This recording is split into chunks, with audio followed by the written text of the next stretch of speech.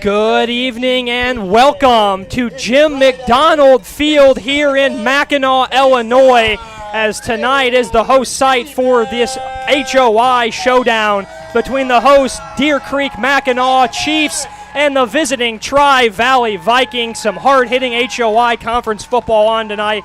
Inside the broadcast booth, I'm Brock Stotler alongside Owen Dimfel. Owen, exciting night of football on hands here tonight. This is a beautiful night, perfect end of September. You got, well, before the sun went down, it was 70 and sunny, and it was a beautiful ride into the stadium today. Yeah, absolutely. Very impressed. My first time here at Jim McDonald Field walking in is just absolutely breathtaking.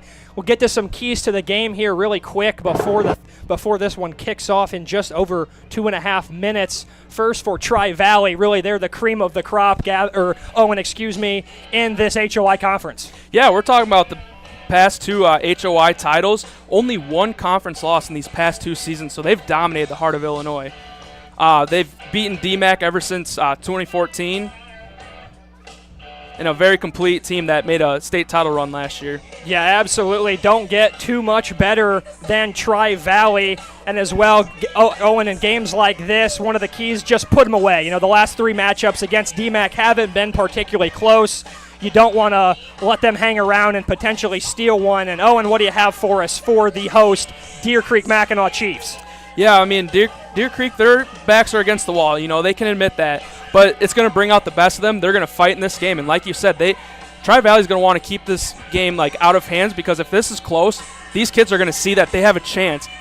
They still have a fighting chance for playoffs, so they're going to fight till the end until they get there. Absolutely. A lot of football left to play for Dee-Mack. You're just hoping for them that they can get some of those key players healthy, as All-Britain, Hathaway, both out for tonight. Denniston will try and go. We saw him briefly last week.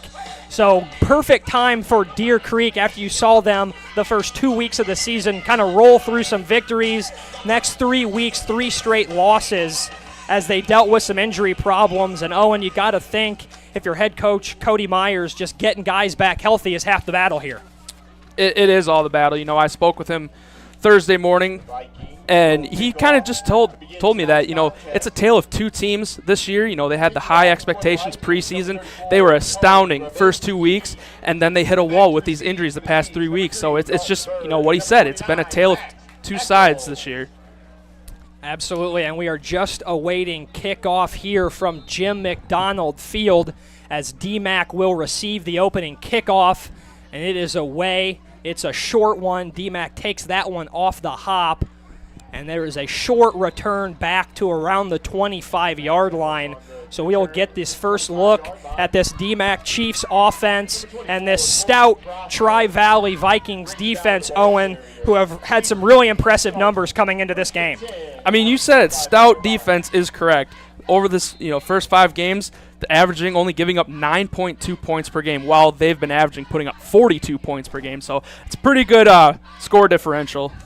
They always say defense wins championships, and if you're a Tri-Valley Viking fan, you've gotten a first-hand look at that sentiment through the first 5 weeks of the season as Dee-Mack opens the game here with a pass deep down the field, and that one will go over the outstretched hands of the senior receiver, Dalton Burr. very interesting out of the gate, going with the pass option. This is a run-heavy team. Both teams are going to be run-heavy tonight. So first play of the game, airing it out downfield, very surprising. But, hey, could be an exciting game ahead of us. Yeah, absolutely. And, that's one of the things we were talking about with Dee-Mack. One of those games you really don't have anything to lose. Why not air one out on the first play of the game? See if you can catch this Vikings defense sleeping still. No avail there now. It's 2nd and 10 here from Dee-Mack's 25-yard line, 2nd and 10. As that one is bounced outside nicely there by number 21. That is Brent Deniston. And the Chiefs fans, you hear the roar from them. Glad to see him back and halfway healthy in the lineup tonight. Big first down there for Dee-Mack. Yeah, very excited to see him tonight. And that run right there, that's going to give him a big boost of confidence. Like, hey, I can do this thing tonight. Yeah, absolutely. Good sign for Dennison there as he finds some running room to that right side as Dee-Mack moves the chains, picks up another first down, or picks up their first down of the game. Great way to start their first drive. As Carson Cassidy, the junior quarterback, under center for Dee-Mack, and we have our first whistle of the game. And these offensive linemen for Dee-Mack were looking to hit somebody, jumped just a little bit too soon. It was actually that kind of fullback, H-back, Dane Lowry, put him in motion, and he kind of just was caught leaning forward just a little bit. Ref saw that and threw the flag. And after the big chunk play for Dee-Mack, they back themselves up now with a 1st and 15 here after the big long run for about 20 yards by Brent Deniston. And that's going to be huge for the Chiefs here tonight. Avoid the self-inflicted wounds. Absolutely, and you saw that a lot last week in that game against Eureka. Every time it felt like Dee-Mack was getting a little bit of momentum, just a self-inflicted error, shoot themselves in the foot, kind of killed some of that momentum in what was a 42-8 conference opening loss for Dee-Mack. Chiefs come into this game with a record of 2-3. Tri-Valley perfect at 5-0. Really have not been tested yet so far this year, as they are 3-0, in HOI conference play, as they have one of their conference wins over small school Fishers, as Deniston right up the middle yet again is going to be close to a first down for Dee-Mack, and it's been Deniston early and often here for Dee-Mack. Yeah, so far good sign from that offensive line, getting a nice push up front. If they can continue that throughout the whole game, I think Coach Myers is going to be really happy with that. Absolutely, and before that run by Deniston, Tri-Valley was called for a encroachment penalty, so the harm that Dee-Mack did to themselves, Tri-Valley gave it right back, so it was 1st and 10. The 7-yard run brings up now 2nd and 3 here, just across the 50-yard line for Dee-Mack. As Cassidy hands off to Deniston once again, his ball is on the turf, and scramble for it in the backfield as Cassidy is able to recover that. Almost disastrous start there, 0-4 for Dee-Mack. Yeah, that play looked broken from the start, I should say. Had a high snap, so that kind of just took everything out of, movement for that play to develop. And, because Cassidy had to go up and get that ball, the timing was late on putting that ball right in the breadbasket for Deniston. Yeah, things all off from the start there. Fortunate for the Chiefs, they're able to fall back on that ball. But from 2nd and 3rd and across the 50 to now 3rd and 12, back on their side of the 45, behind the sticks here on 3rd down. Let's see what the Chiefs have dialed up here against this Vikings defense.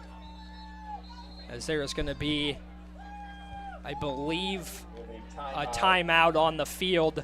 First one of the game, as Dee-Mack wants to take a look before this big upcoming 3rd down. Well, Owen, for Chiefs fans, like we mentioned, good sight to see Brent Deniston out there running around looking like he's back to close to 100%. Yeah, and just having him out there, the other two are out, and it sucks to have them not playing in this game, but just having one of them just take kind of like that pressure off the backs of, maybe some of these other players that were forced to step up with, little to no experience on varsity. And, just knowing that, okay, we have one of our guys back, he can help us out in this aspect of the game. Yeah, absolutely, and it's especially tough when you have injuries or losses at those skill positions like receiver, running back, and quarterback. Those oftentimes the most valuable players on one's team, and just hard to replicate that success. As Cassidy back for his second attempt of the game, and he was looking for Burr once again over the middle, and they are unable to hook up there, as Cassidy's first two passes to Burr have fallen incomplete, and now we'll have the first punt of the game here for Dee-Mack, 4th and 12. Yeah, that play had a lot of potential, actually. Cassidy had a lot of time back there. Pretty clean pocket from that offensive line again, and just, slight overthrow, but hopefully talk to his receiver on the sidelines and figure it out later on in the game to get that one. And 2 passes already from this Chiefs offense, maybe not what we were expecting coming into this game. Dee-Mack tries to air it out on their first drive. The punt from Cassidy is away, and it is a good one, as that will touch down inside the 20-yard line. As we will get our first look at this Tri-Valley offense. Yeah, very potent offense, as I mentioned, in the preview, averaging 42 points a game. In 2 games, they've put up over 55 points. Very explosive in the run game. They're not going to air it out as much, similar to Dee-Mack's offense, so it's going to be a lot of ground and pound from them. Absolutely, and if it's not broke, don't fix it. And for Tri-Valley, their system has resulted in 5 dominating wins to start the year, as they go end around outside left. That's going to be number 1, Cade Danko, their leading receiver, as he gets the first touch of the game, and rumbles around the left side for about a gain of 3 or 4 there on the first play of the game for Tri-Valley. I love the first play, going jet motion, get your receiver out in space. And Danko is the name to know in that Tri-Valley receiving core. 10 receptions this year for the only 4 touchdowns in the passing game for the Vikings. So if the ball's in the air, you better get your eyes on number 1 and White, because more often than not, that's where it's going to go. 2nd and 4 here now for Tri-Valley, and there is Danko again as he tries the other side this time, as he picks up near the first down yardage. Not sure if he was down there right at the end. They are looking like they're going to move the chains for a first down for Tri-Valley, as Danko getting involved early here. Yeah, that play was a mirror image of the other, just going the opposite way. Send him in motion, hand it to him, and let him work. 1st and 10 now for the Vikings of Tri-Valley under head coach Josh Roop, who's entering his 17th season. And when you talk about Tri-Valley, really it all starts with the head man, Coach Roop. As we mentioned, his 17th season at the helm has guided this program through a ton of success. Very prolific head coach. Coaching record 133 and 43, state title back in 2015, and a lot of other state title appearances just like last year. And that in the state title last year as well for Tri-Valley, and the year before, as part of that 9-game winning streak against Dee-Mack, it came at the cost of knocking Dee-Mack out of the playoffs. And these are 2 teams that have seen each other a lot recently, including in the playoffs. When I was speaking with Coach Myers Thursday morning, he was kind of telling me how his first 13 games coaching at Dee-Mack, 4 of them were against Tri-Valley. So it was kind of just, he thought it was, funny that, in such a short amount of time you see a team so much. As we have 2nd and 12 now here for Tri-Valley, after the first down run, got only 3, as they were testing us early, as that throw goes across the middle to number 3, Lucas Filarski, as there is a big collision across the middle. Pass falls incomplete, as you see staff out there now for both, for the down chief. I can't get Dalton Burr. The big collision there across the middle, breaking up the pass from Burr. Nice play on the ball as he got the worst of that hit, it looks like. Yeah, correct call from the officials kind of waving that flag. That's just 2 players going after the football, and it's very hard to stop your momentum in a play like that. So good to see them kind of realizing that after the fact. Certainly not what you want to see in the first quarter of this game. Good no call there by the referees.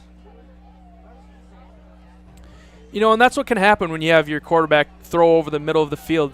You get a high pass, and there's a lot of traffic in there, and there's a lot of guys that, are ready to hit. So it's just one of the, not fun part about, why coaches don't necessarily want players throwing it in the middle of the field. How tough are some of those slot receivers, those guys trusted with making their living in the middle of the field? As a good sign there for Chiefs fans as Dalton Burr is up and moving toward that Chiefs sideline, helmet in his hand. So hopefully he's okay and can get back in the ball game. Would be a big early loss here for Dee-Mack. Yeah, they're going to need him. It's both sides of the ball, defense and offense. A lot of these players are both starters on defense and offense. I believe it was about 9. And there is something you don't see all that often, Owen, as Danko had it in his hands and he dropped it there as he had eyes for a potential touchdown. Not to be. Ball hits the turf. 4th and 12 now, as both teams will match punts here on their first drive. Yeah, that one hit him in the worst spot possible, the hands. Good early signs from both of these defenses as they both make a stand, as we have another whistle against Tri-Valley here. It looks like that might have been another false start on them. Back them up 5 more yards. It'll bring the Chiefs return men to a near midfield, as Tri-Valley is going to have to punt this from their own 24-yard line. Yeah, just looking at the return coverage right now, you got 2 guys out deep, so maybe look for a reverse handoff action back there. As the punt is away for Tri-Valley, so that one will be fair caught right at the 32-yard line by Eccles, as the Chiefs get back out onto the field in preparation for their second offensive drive. And Max Eccles, high praise from Coach Myers for the junior. Kind of described as a jack-of-all-trades kind of figure. He's really stepped up lately with all these injuries. His play stepped on the field, but also as a vocal leader of this team. Yeah, it's absolutely, coaches always look for those kind of unsung heroes when you have guys go down, and credit for Eccles to being able to step up, take on a bigger role really in stride, no pun intended, and keep this Dee-Mack offense back to as close as full powered as they can in their absence. As Dee-Mack gets ready, lines up for their second offensive drive of the game here from their own 30-yard line, as they're going to try, I believe that's Dennison. Yes, it is, one more time for a short gain there on first down, snuffed out very, very nicely by that stout Vikings defensive line. Yeah, that play wasn't going anywhere. They really brought in the formation that time. It looks more like a true wing T in that play. So, of course, Vikings seeing that, reacting, putting everybody in the box to go all out against the run. Absolutely, and I think for Owen, for both of these teams, the key is if you can stop the run and force them to air it out, you might think you have a little bit of an advantage. Certainly, that's easier said than done, especially you're talking about 2 great offensive lines like both these teams have. As there is Dennison one more time, he runs over a Vikings defender as he picks up about 4 more yards for 3rd and 5 now here for Dee-Mack. I think it's easy to see that Denniston's running with a purpose tonight. Yeah, absolutely. You saw last week in that game against Eureka, it didn't quite look like he had that burst fully back yet. It affected him in that game, as he's looking off to a good start tonight, as he took his first run of the game around the edge for a nice gain. 3rd and 4 now for Dee-Mack, another run, and he was ball carrier for the Chiefs. Dennison is swung down near the first down yard marker. They are going to mark him about 1.5 yards short. Yeah, I thought he had an open running lane to get the first down, but, man, he must have just hit a wall and just got stood up right there by some linebackers. Owen, what do you think if you're Coach Cody Myers here first quarter on your own 43-yard line, 4th and 4. You going for it here? Yeah, I think you want to send a message to your players that we're going to go for this. Defense shut them out last time, so go for it.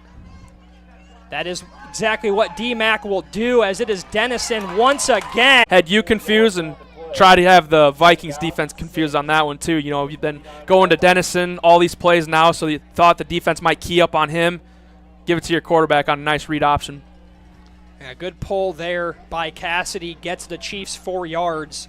They are back across midfield with 2nd and 6 here, as they are really digging their teeth in and run the ball on this drive. As you see, Dennison one more time gets cracked right at the 45. He will go down right around there, as it'll be another 3rd down here for Dee-Mack coming up. Yeah, Jacob Bischoff, the senior linebacker, making the play on that one. He leads this Vikings defense in total tackles, so force to be reckoned with to lead this Vikings defense. Already heard his name called several times tonight. It's a real stat sheet stuffer on that defense for the Vikings. 3rd and 3 here for Dee-Mack. And Owen, it's got to be in the hands of 21 in black. I would agree. Let's see what the Chiefs have dialed up. We were correct. It is Dennison one more time, running like a man possessed tonight. Another 1st down for Dee-Mack, and they are inside Tri-Valley's 40-yard line now. I'm going to take the phrase that you started with the game with. If it ain't broke, don't fix it.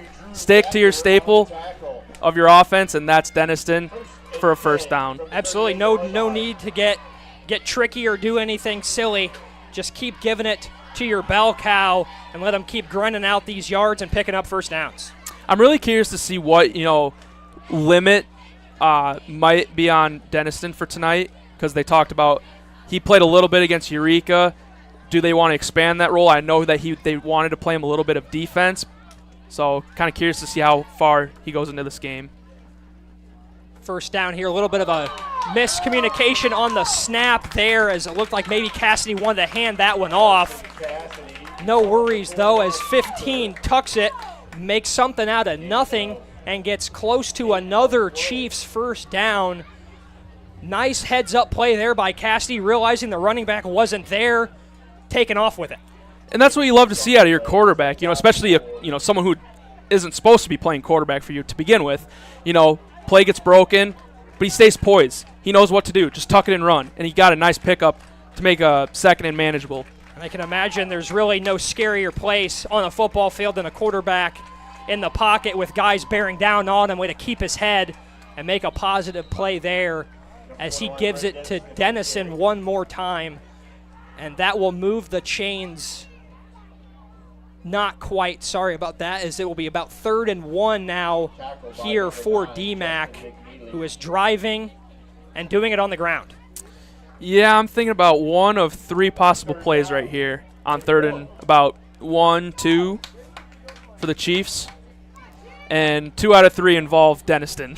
And I think, if we're betting men, I think that's where you put all your faith in, as number 21 continues to grind for 1st downs on this drive, as he's up the middle for the yard needed. Another 1st down for Dee-Mack, and this is as deep as they've been in Tri-Valley's territory. And this is also great for the Chiefs in this, because they're keeping that Tri-Valley offense on the sidelines. They don't want nothing to do with that offense. Keep the ball for as long as you can. We're already getting down to the end of the 1st quarter. They still have the ball. Tri-Valley only had the ball 1 time in this entire quarter.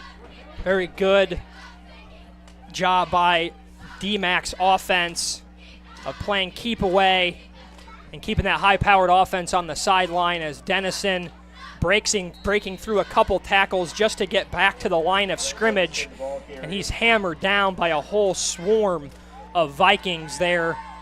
It'll bring up 2nd down, as Tri-Valley seems to be wising up maybe just a little bit to 21 in black getting the ball. Yeah, that play looked like the left side of the line might have had a miscommunication on the block scheme right there. Left 1, maybe even 2 guys wide open for that tackle. So Dennison just tried tried his best to get back to the line of scrimmage, and it looked like he was able to with his forward progress. And for all you Dee-Mack fans who might be watching at home, you heard me say 21 in black as opposed to 21 in red or 21 in white. That is because Dee-Mack is breaking out for the first time their all-black uniforms in a partnership tonight with Easter Seals Disability Service. So that is the reason for the Chiefs not donning their typical red or white attire tonight. Very cool act by the Chiefs here tonight.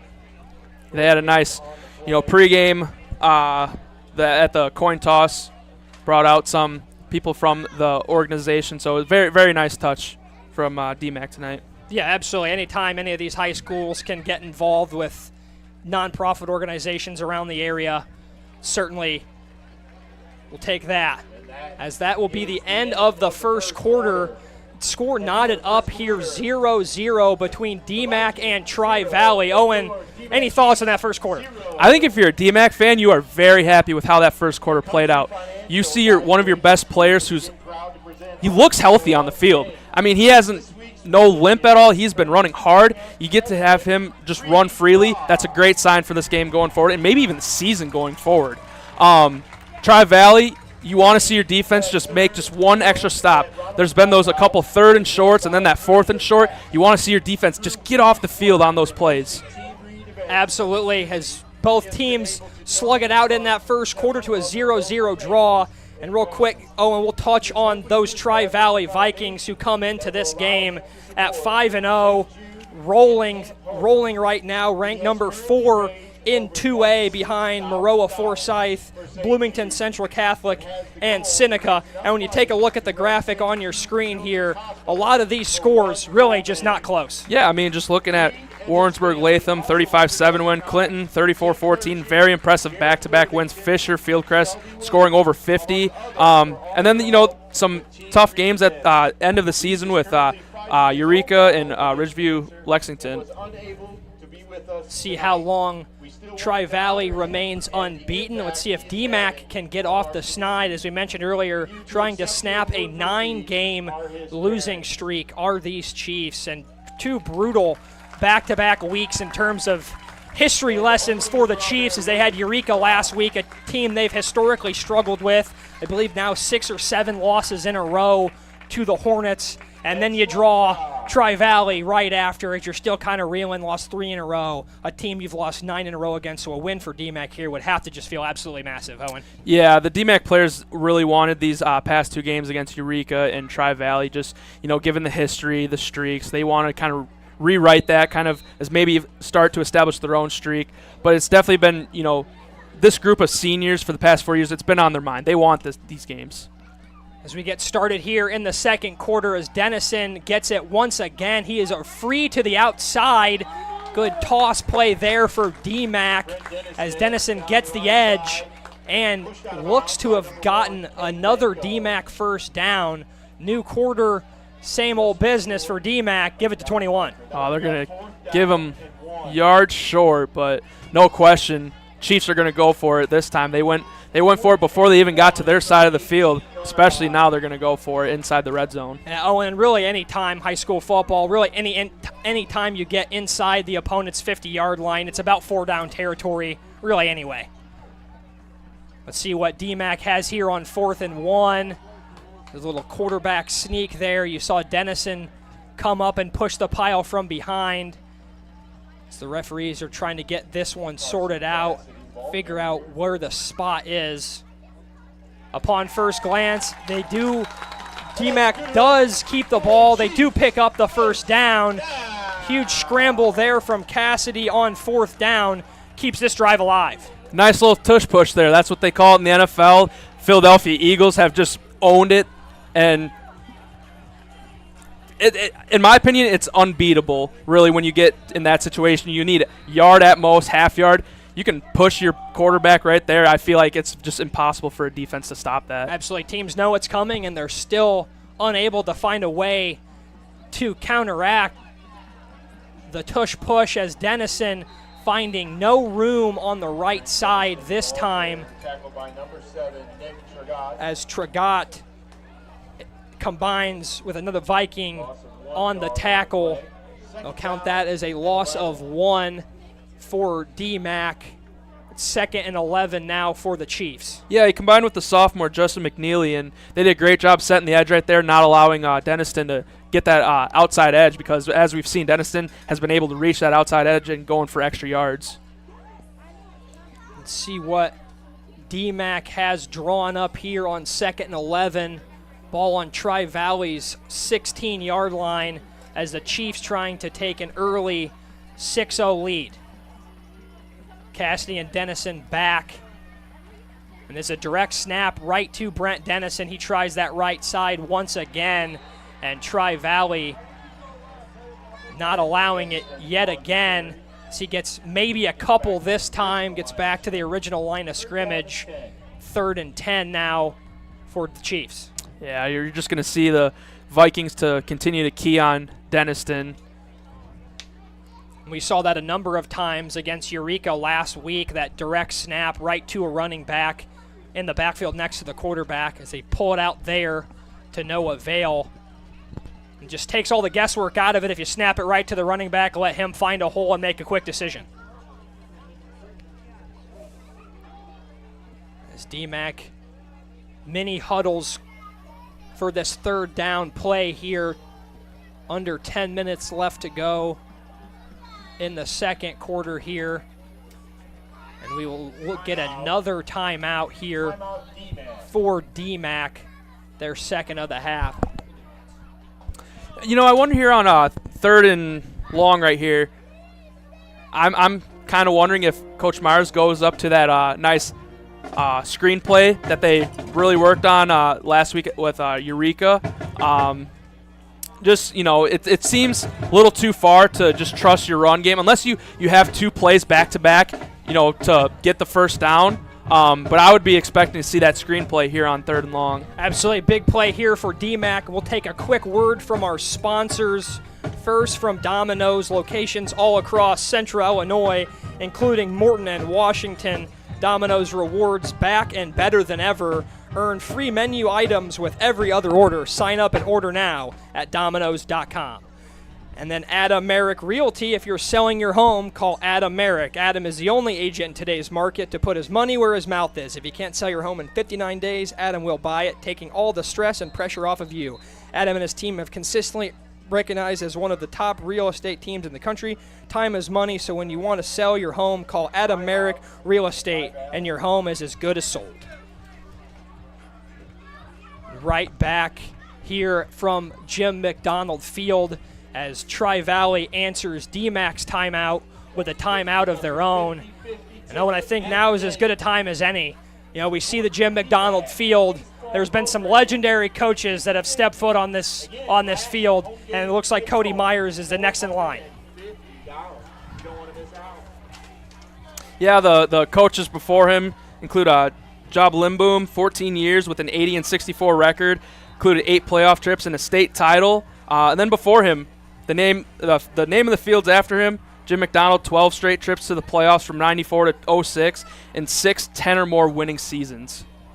So some legendary coaching to rub elbows with for Cody Myers, the head man who came over to take over at Deer Creek Mackinac after 3 years as the head coach at Canton, as Cassidy back to pass, and that one is going to be, looks like there's a flag on the play. The pass was intercepted with the flag on the play, so we are awaiting the official word on the field. It looks like that penalty is going to go against the Tri-Valley Vikings as you hear this Chiefs crowd make some noise as they're in favor of that call. Yeah, and that one hurts for the Vikings since you had your stop. You know, you haven't been able to stop them this entire drive or even really in the first quarter. You had your one play and it's negated now from that penalty. Let's see if Dee-Mack can make Tri-Valley pay for that costly mistake there on 3rd down. Gives the Chiefs stay with the ball here. 3rd and 3 from Tri-Valley 16. Yeah, very costly penalty. Go from 3rd and long to 3rd and short. And when you get a team that's got a running back like Denniston, That's a crucial penalty. Absolutely, and this is, 4-down territory once again, made it significantly easier here. Only need 3 yards between 2 plays, and that's been right up Denniston's wheelhouse so far tonight as he tries right side, and Denniston scampers into the end zone. Touchdown, Deer Creek Mackinac. As the Chiefs get on the board here first, they light up this Dee-Mack crowd. 6-0 Chiefs, just the way they wanted to start this ball game, Owen. Oh, that's huge. Just to get out in front, get the first blow first on Tri-Valley, and what a great play by Denniston to hit that outside speed to get the pylon. He looks like he's gotten most, if not all, of that burst back in him as he gets around the right edge into the end zone. And we had a little premature celebration here, Owen. It looks like they're going to call, there was some laundry on the field. They're going to get the Chiefs for, we heard holding, I think. I didn't even see the flag. Must have been a late penalty.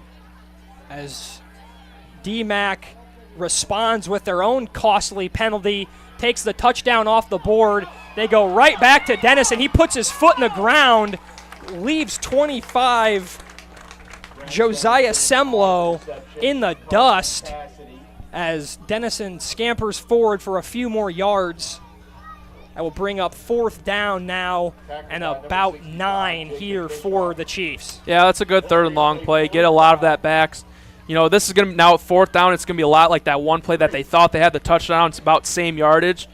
So, yeah, maybe look to replicate that play that they had. Got to have it here for Dee-Mack on 4th and 3. They can still get a first down here without scoring. Ball on the 8-yard line for Tri-Valley. Cassidy takes the snap, looking for room, falling forward down near the 5-yard line. All going to depend upon the spot. Carson Cassidy, the ball carrier. He might be short. We just heard it over the loudspeaker from the PA announcer here at Dee-Mack High School. Cassidy just short of a first down there. Good effort there by number 15 in black, though, Cassidy. Keep those legs grinding and get close to a first down. Yeah, you can see the frustration from him because he definitely had the play there. What I noticed that he kind of just stuck behind his blockers a little too long. Should have took maybe a little more initiative, just push through it and get that extra yard. Tri-Valley takes over now from their own 8-yard line. Number 3, Lucas Their Filarski, second possession of the game. Lucas Filarski, the ball carrier there for Tri-Valley. Not a whole lot doing as this Dee-Mack off defensive line has really showed up to play tonight, Owen. Yeah, they sure have, and you wonder if they can get a stop deep down here, so punt could give them a really huge advantage for the field. 2nd and 10 upcoming for Tri-Valley. It's really been stuck in the mud so far offensively. Spent a lot of time on the sideline. Long drive for Dee-Mack results in no points that is Filarski down the left sideline, still going. Big run there for Filarski. He's across midfield. What a field flipper there for number 3, Filarski. The junior goes from his own about 8-yard line into Dee-Mack territory at the 46. What a response there from Tri-Valley. Oh, that's huge. And Filarski, he's kind of like a Swiss Army knife for this Viking squad. Prior to that carry on the season, he's got 22 carries, 226 yards, 3 touchdowns, so we know he can run the ball. That proved it right there. But on the defensive side of the ball, he's got 2 interceptions. As Tri-Valley back to the ground yet again. Number 1, Cade Danko. Danko, who we saw drop the long pass earlier, as well had a couple nice runs it again there on first down. Gets 4 yards, 2nd and 6 now for Tri-Valley. This is a crucial point right now to see how this Chiefs defense responds to that. Not only was it not getting the 4th down conversion down inside the 10-yard line, but after that huge play, how can they react to this early adversity in this game. Absolutely. Felt like just when it felt like all the momentum was right on Dee-Mack's sideline, they get the penalty that wipes out a touchdown, unable to convert on the short 4th down, and then Tri-Valley responds with a massive run to get them in Chiefs territory, and they fake it to Danko. That is number 7, Traugot, the quarterback, up the middle, his first carry of the night, falling forward. For gain of a couple there, bring up 3rd down. That's a great play design right there. You had Danko in motion. You gave it to him twice back-to-back on the opening drive. That time you sent him in motion, fake that you're going to give it to him, let Traugot keep the ball. And you have to think, Owen, with as dynamic of a weapon as Danko is, anytime he's in motion, all eyes from that Chiefs defensive front are on number 1. And that's the whole point with jet motion. It's supposed to confuse the defense. You see a guy running across the field. Okay, what is he going to do? Is he going to get the ball? Is it going to be, a trick play? What is he doing? As they try Filarski yet again, Dee-Mack wise to that one. Stop him for next to no gain. 4th down and 3 here. Huge play for this Chiefs defense with a chance to get off the field. As Tri-Valley wants to take another look at it here with this timeout. Their second of the half as well. Both teams with just 1 timeout left, with 5:33 left to go here in the second quarter.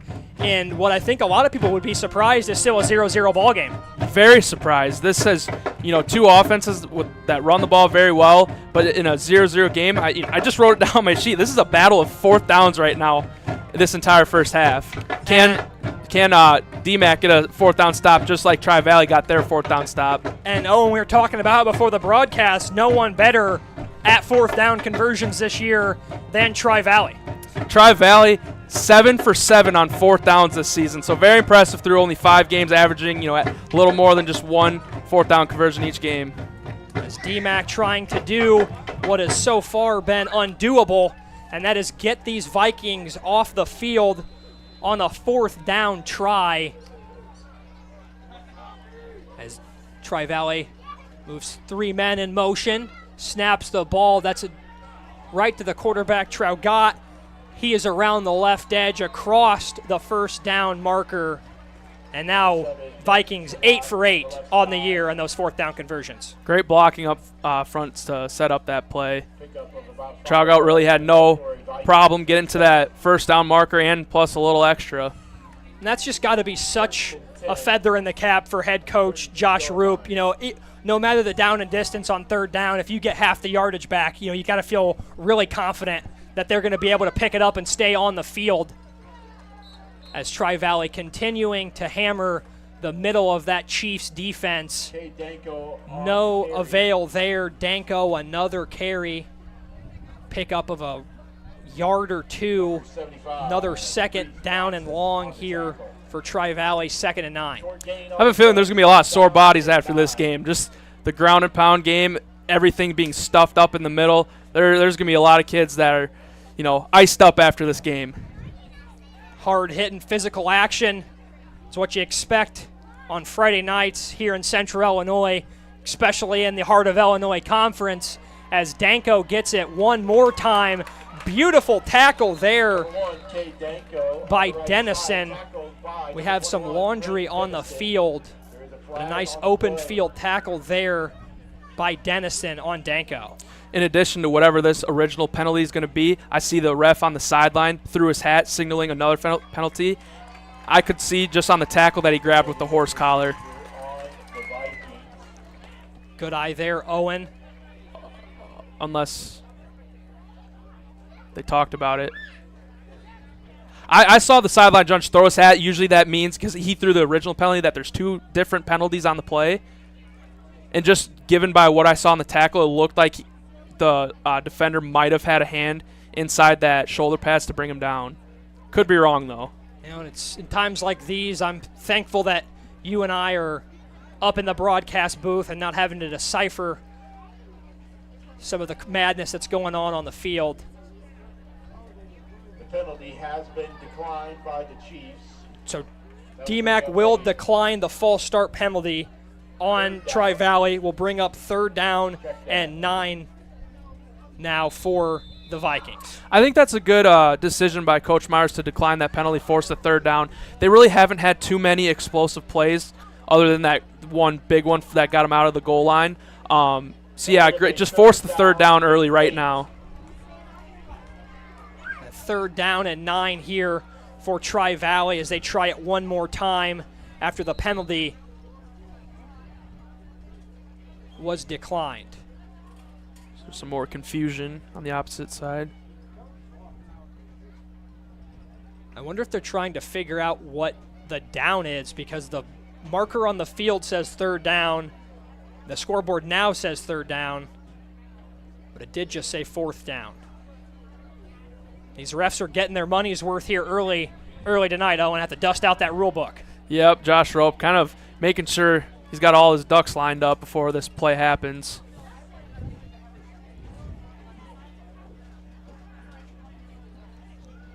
Very elongated conversation here. Certainly a big call, though, one that that's important to get right at a pretty crucial juncture in this ball game. Under 4 minutes to go before half, 0-0.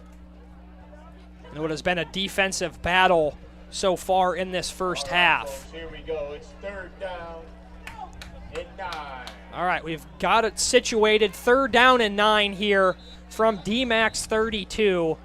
And as soon as I say it, another whistle is blown. Now we have a timeout. And there is a timeout for Tri-Valley, their last of the half. As after such a long pause, just want to make sure they've got everything in line. And we'll take another quick word from our sponsors at Domino's, who sponsors the Clutch Sports Media. Game of the week tonight between Tri-Valley and Dee-Mack. Domino's locations all across central Illinois, including in Morton and Washington. Domino's Rewards is back and better than ever. Earn free menu items with every other order. Sign up and order now at Domino's.com. And then from Adam Merrick Luxury Realty. If you're selling a luxury home, call Adam Merrick Real Estate. Adam and his team have been ranked by Real Trends as one of the top 25 teams in the country. Adam has sold over 14,000 homes in the past 20 years. Adam Merrick knows the luxury market better than the average agent. In fact, Adam and his team have a signature marketing program designed to help his clients sell for more money and faster, allowing for fewer hassles. If you're in the market, don't sell without the intel of one of the best teams in the country. Call the Adam Merrick Real Estate team.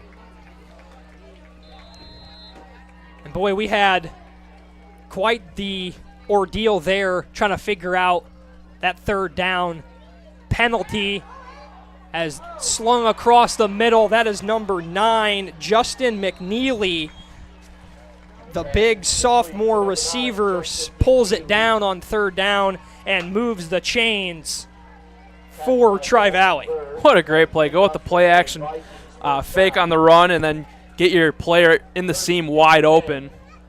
Such a big target is McNeely, too, listed at 6'3" in the program. Certainly helps to have a big-bodied receiver like that. Just throw it up, let him go make a play. But good ball there from Traugat. Hit him right in the hands on 3rd down. As they're back under. That one up the middle. Huge play for Tri-Valley. Josiah Semlow up the middle for the house call. We have our first points of the game here tonight as Semlow dials 6. Yeah, what a swing of events. You know, we thought we had Dee-Mack score their first touchdown, gets called back on the holding. Now Tri-Valley goes all the way down the field. I mean, it was probably 95 yards plus, and they get the first touchdown of the game. Back-breaking turn of events there for Dee-Mack, as Owen just mentioned, as the extra point is up, away, and good.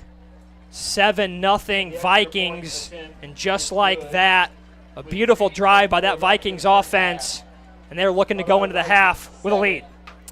Yeah, but there's still plenty of time left here, 3:24.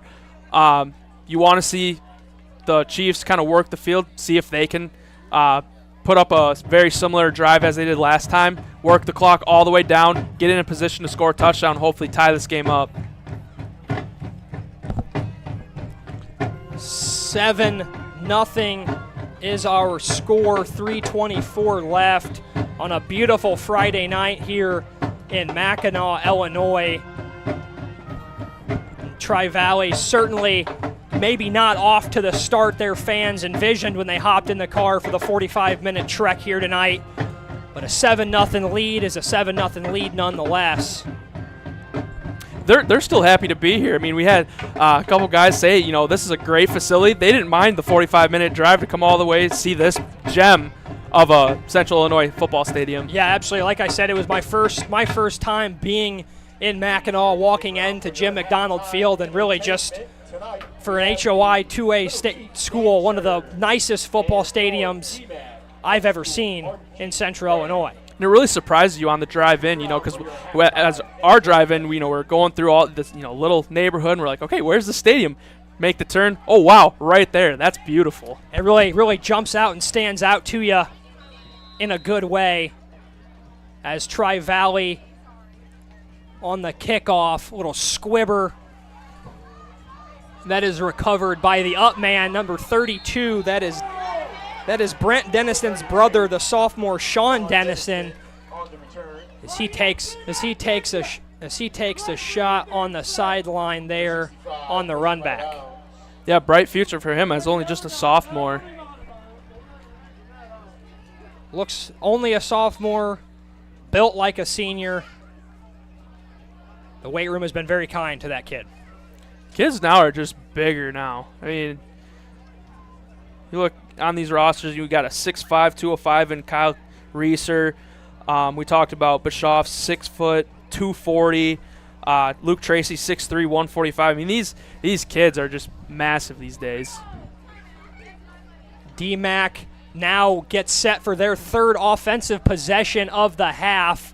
Punted on the first one, turned it over on downs deep in Tri-Valley territory on their last drive, looking to get points before the half here. Thought they had them on the last drive, wiped off the board by the penalty. There's a nice run there on first down by Dennison.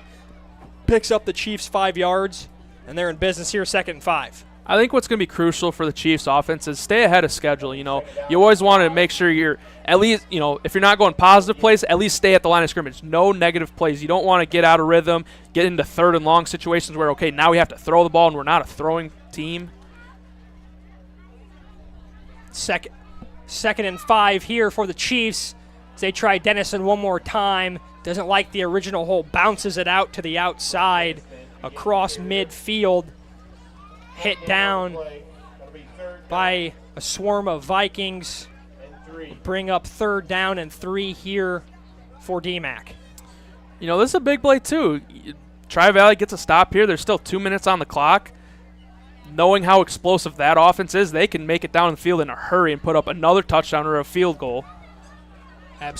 Absolutely. That Vikings offense is as quick strike as you will see. 3rd down here for Dee-Mack. Another direct snap to the up back Dennison, and he continues his nice first half, picking up yet another Chiefs first down across midfield. You know, just like I said, staying ahead of schedule. That's the perfect play to stay ahead of schedule, reset the downs.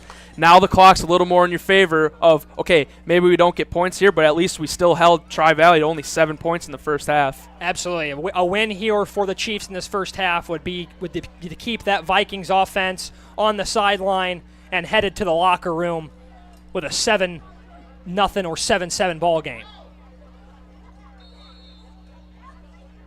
As we are going to get our final timeout of the half here from head coach Cody Myers as he burns timeout number 3. Just over a minute, 20 seconds left here in the first half. Yeah, must not have seen it, something that he didn't like setting up that play. Get the timeout, make sure guys know what they're doing. Maybe catch a Tri-Valley defense sleeping.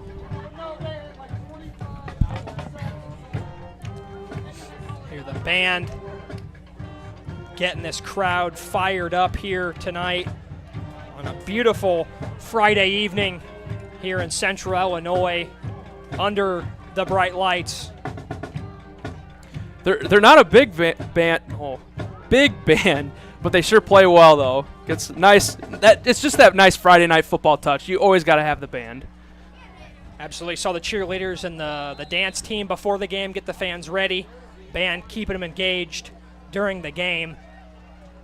As Dee-Mack back to pass here on 1st and 10. That's Cassidy has a man open across the middle. That is Dalton Burr. A big play there for Dee-Mack. Moving the chains. First completion of the night for Cassidy. Hits Burr in stride for a big play. Yeah, what a play. I think Myers called that timeout. Might have saw something that set up a big play right there. As Cassidy back to pass yet again. They go to that screen play. As that is the do-it-everything man, Dane Lowry, leads this team in tackles coming into this game and makes a nice catch and run there for 5 yards on the screen. We saw that play quite a lot at Eureka last week, have some success for Dee-Mack, and it does there here on 1st down. Yeah, Lowry's been great receiving the ball. 8 catches, 108 yards, and a touchdown. A lot of that's due to that nice screen play. 2nd and 5 here for Dee-Mack on their own 20, on Tri-Valley's 21. Cassidy back to pass again as he had 2 receivers across the middle of the field there.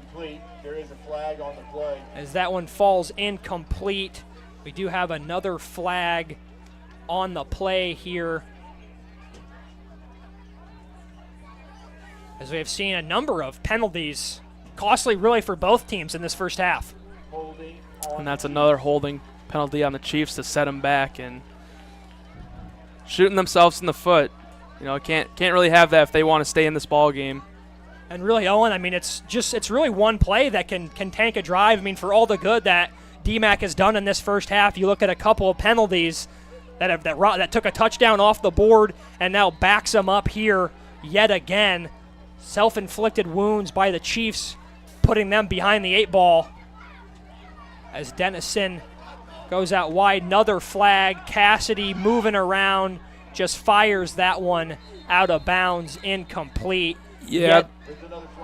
Yet another piece of laundry on the field, as these refs are really getting a workout in tonight. Yeah, they're going to get them with an illegal motion on here. You had 2 guys moving at the same time at the snap of the ball. Another costly penalty for Dee-Mack, as Swedinsky and Dennison both in motion there at the same time. 3rd and a near country mile here, as our friend Cody Roskins likes to say. 2nd and about 23 with 50 seconds left here in the first half. And we've seen in the past 2 or 3 plays, they like to send Swedinsky in that motion, kind of go vertical as the snap, then shoot up the field. That time it kind of bit him, and now they're sent way back. And they got Cassidy for intentional grounding on that play as well. No receiver within 10 yards of the ball. One of the first times I've ever seen that in high school, I think. Yeah, not often. As we have 4th and 33 now here for Dee-Mack. Backed way up. They just take the handoff up the middle. And Dennison, even on 4th and 33, fighting for every yard, gets back to about the 40-yard line. Going to be well short of that first down marker. Clock ticking, under 30 seconds now to play in the first half. Probably just take this into halftime. Don't let Tri-Valley even touch the ball, even on like a punt. Or could see them trying to Hail Mary right here. Got nothing to lose. So it's about 4th down and 21 now for Dee-Mack. It looks like they're just going to take them off the field. Content with a 7-0 lead going into the break. Yeah, absolutely. Here, Owen, great first half from both teams. I think if you're Tri-Valley, we kind of talked about in the pregame, kind of letting Dee-Mack hang around here a little bit. And if you're Dee-Mack, you're really right where you want to be. Yeah, I mean, this is exactly what we said. They're going to fight until they can't fight anymore. Their backs are against the wall. But this is what brings out the best in these players is when their backs are against the wall. Coach Myers said that. Only down 7-0 to an undefeated conference leader, it gives them so much confidence going in that second half like, hey, we can do this thing. Absolutely, just looking up at the scoreboard and seeing that you can hang with these guys and take their best punch as both of these teams throwing some heavy hits early in this first half tonight. The Vikings got on the board late in the second quarter on a Josiah Semlo burst up the middle to give them the 7-0 lead. Dee-Mack had a touchdown wiped off the board via an offensive penalty.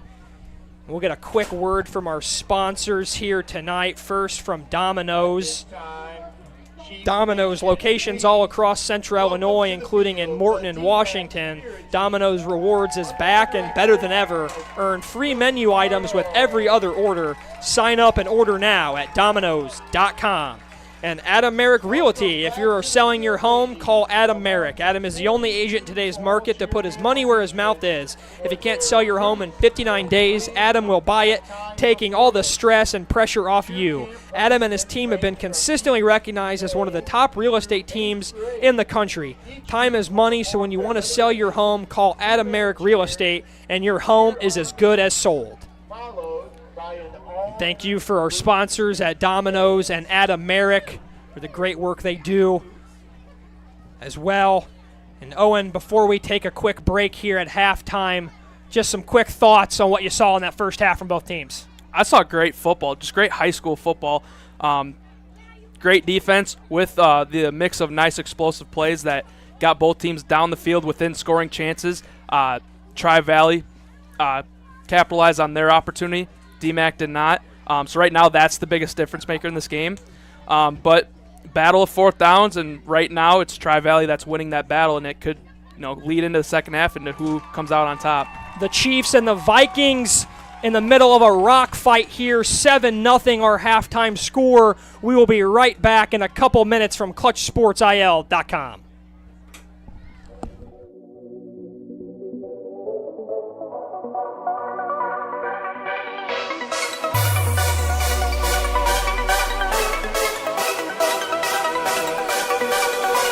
Central Illinois, we're going to overtime.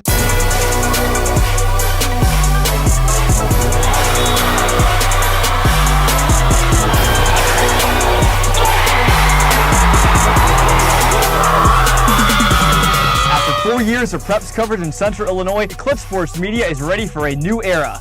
CSM Overtime. What is CSM Overtime?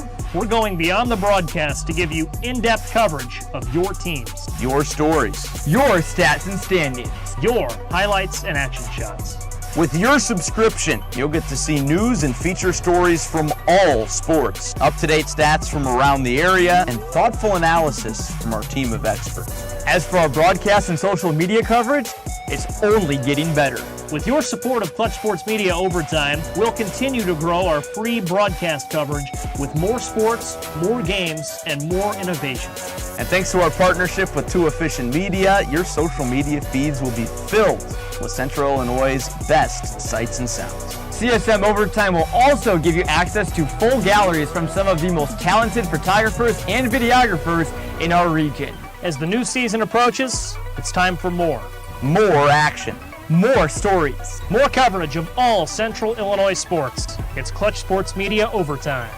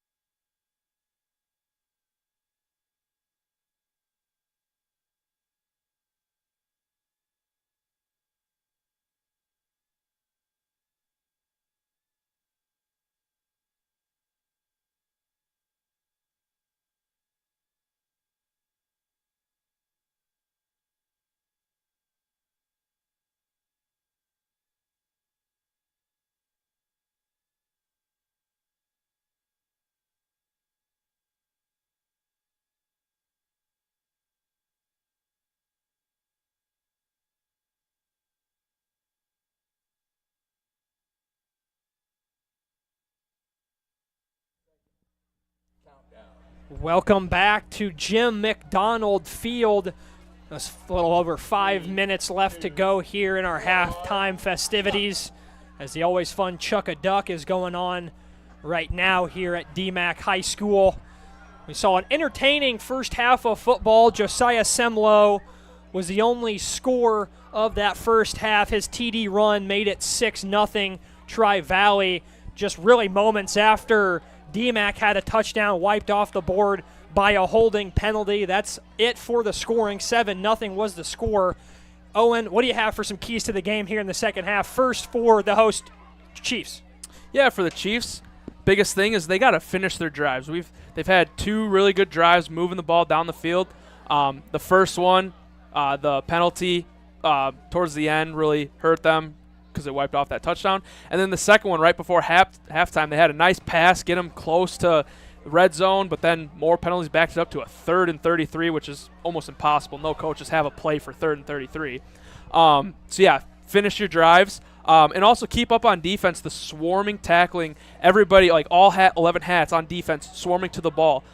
You mentioned to me that was the opposite of what happened last week at Eureka. There was a lot of missed tackles.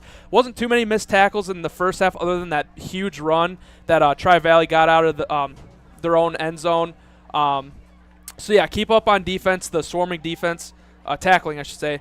And then for Tri-Valley, get off the field much earlier. There's been long drives for the Chiefs offense. And what's really crucial with that is when you get these kind of teams where it's, okay, a lot of players are playing 2 ways. They're playing both sides of the ball. You have your quarterback for the Vikings, Nick Trogat. You know, you don't want your quarterback gas before his offense is supposed to get on the field. Is that a reason why they were only able to put up 7 points? Maybe, I don't know. But they want to get off the field much earlier so then they can kind of switch the time of possession and finish out this game. And also get Cade Danko more involved. We saw him in the first 2 plays on the jet sweeps, very successful. Haven't really seen him too much. I mean, a little bit here and there, but if they can go to Danko more often, I think a lot of good things are going to happen for the Vikings. Yep, absolutely. Want to get the ball in your playmakers' hands as often as you can. We'll see if Tri-Valley takes our advice and gives the ball to 1 in white for Dee-Mack. As you mentioned last week against Eureka, was at that game. A lot of missed tackling, little 1v1 tacklings led to some huge chunk plays for the Hornets. Not to be tonight. Dee-Mack doing a really good job, like you mentioned, keeping everything in front of him, not letting the Vikings get behind him.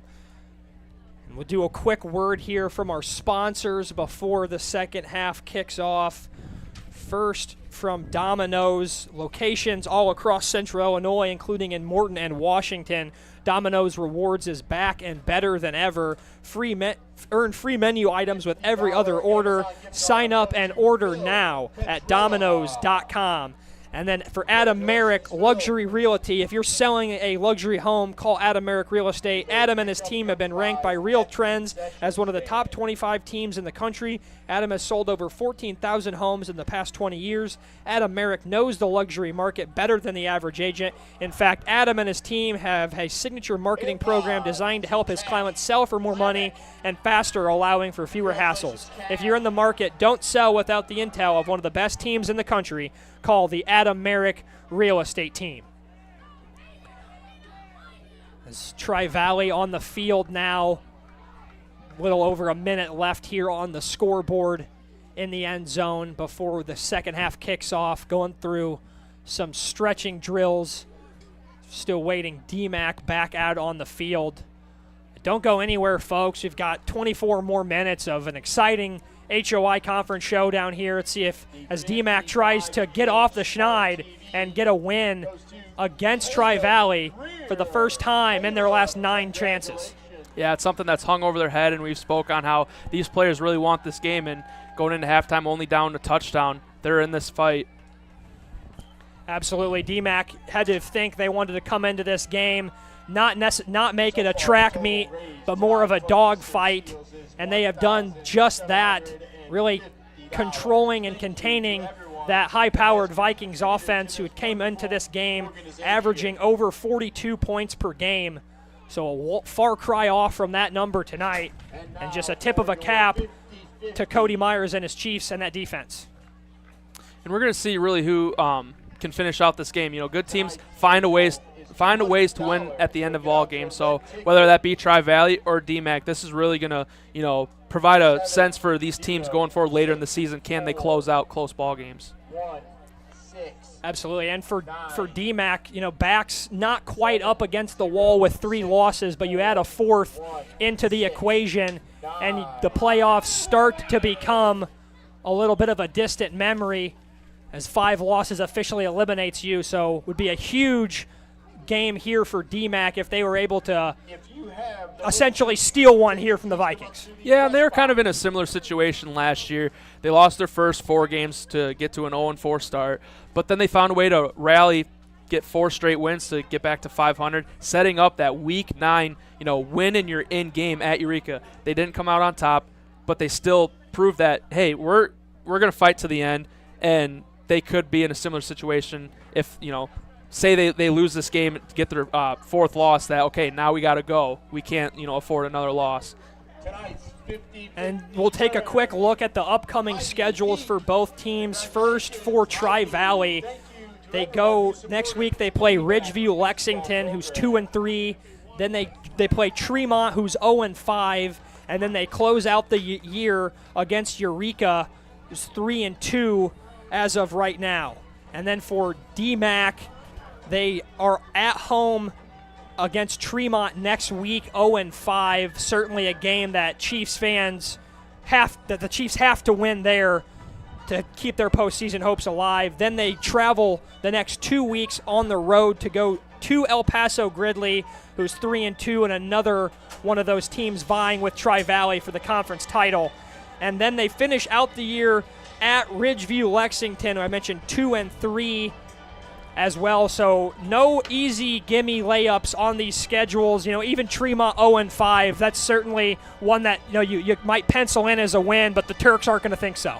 No, I mean, you can't overlook anyone in this game. There's a possibility Tri-Valley was overlooking Dee-Mack coming into here, like, oh, they're out without their 3 best players on really both sides of the ball. You know, oh, we're going to have this, you know, in the bag. 7-0. They got to fight now to finish this. Yeah, absolutely. And I mean, you know, Tri-Valley not used to playing a whole lot of close games so far this year.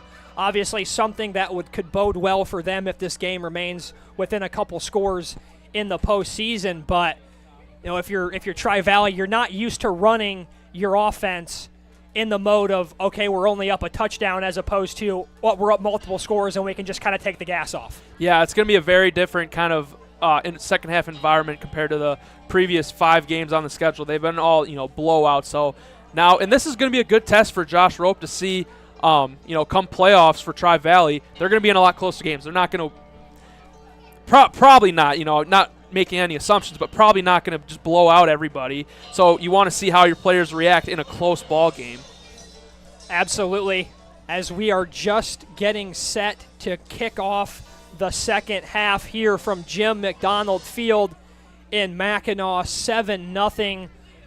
The score as the visiting Vikings lead the host Chiefs as the second half kickoff is just about underway. We hear the whistle. It is away. Ball is returnable for Tri-Valley, and that is Danko, getting him involved in the return game early. Nice return from Danko out near the 40-yard line is where Tri-Valley will take over for their 4th offensive possession of the game. Yeah, we talked about him at halftime, kind of try and get him more involved, already touching the ball on the kickoff to open up the half. So let's see first play what Coach Rope has in play for his Vikings offense. And if you're just joining us, Josiah Semlo is responsible for the only touchdown of the game. He had a nice touchdown run near the end of the second quarter that put the Vikings on the board and broke this scoreless tie. And there is Semlo once again. A lot less yardage this time. So a gain of 3 brings up 2nd and 7 here for Tri-Valley. Yeah, so far Semlo's been the biggest difference maker, scoring that touchdown in the first half. On the year, has 177 rushing yards and 3 touchdowns to go with it on 24 carries. And when you look at the stat sheet, might not be a guy that jumps out on the page when you have guys like Cole Klein as well as Cade Danko, but it's Semlo tonight who has found the end zone, as there's that man once again, Cade Danko, rumbling around the right side for a long gain and a big first down there, as Tri-Valley already on the move, first down. Good things happen when you can get Danko the ball. I think the Vikings are going to, not that they don't know that already, but they're going to really remind us why he's such a playmaker in this offense. And especially when you can get the ball to your playmakers with a lot of space like Danko had there. Let him use his craftiness, his shiftiness, make some guys miss. 1st and 10 now for Tri-Valley on the Chiefs side of the 50, and it's Danko once again. His second straight run is a good one there around the left side this time, as they flip-flop sides of the field. Danko to the right the first time, Danko to the left here, and that's another Vikings first down. Different sides of the field, same result though, Owen. I think both Danko and Dennison are having a battle of who can hit the outside edge faster and get extra yardage. It's been something we've seen a lot tonight on both sides of the ball for both teams. Both teams using their speed to an advantage here early. Tri-Valley now fake to Danko, as that's Trout got the quarterback keeper up the middle. Another first down, as Tri-Valley starting to rumble right along now, nearing the red zone in about 3 or 4 plays. Great keeper by Trout on that one. Dialed up the motion with Danko again. Get the defense maybe probably biting on that. Another great run up the middle. Just good play calling here by Tri-Valley too. You hammer 2 runs to either outside, and then you try the middle after the defense is sold out and committed and seeing the outside run. As there is Josiah Semlo once again, and Semlo is in the end zone once again. The house call for Semlo, his second touchdown of the evening, and just like that, Tri-Valley has doubled their lead, 13-0. Not the way Dee-Mack wanted to start the second half. Yeah, that one feels like a backbreaker. You know, you couldn't put up any points in the first half. You moved the ball well, but still couldn't finish the drives. And now going down 2 touchdowns before you get the ball again, that touchdown feels like a big one for the Vikings. Extra point is up and good, 14-0 now, the score for Tri-Valley.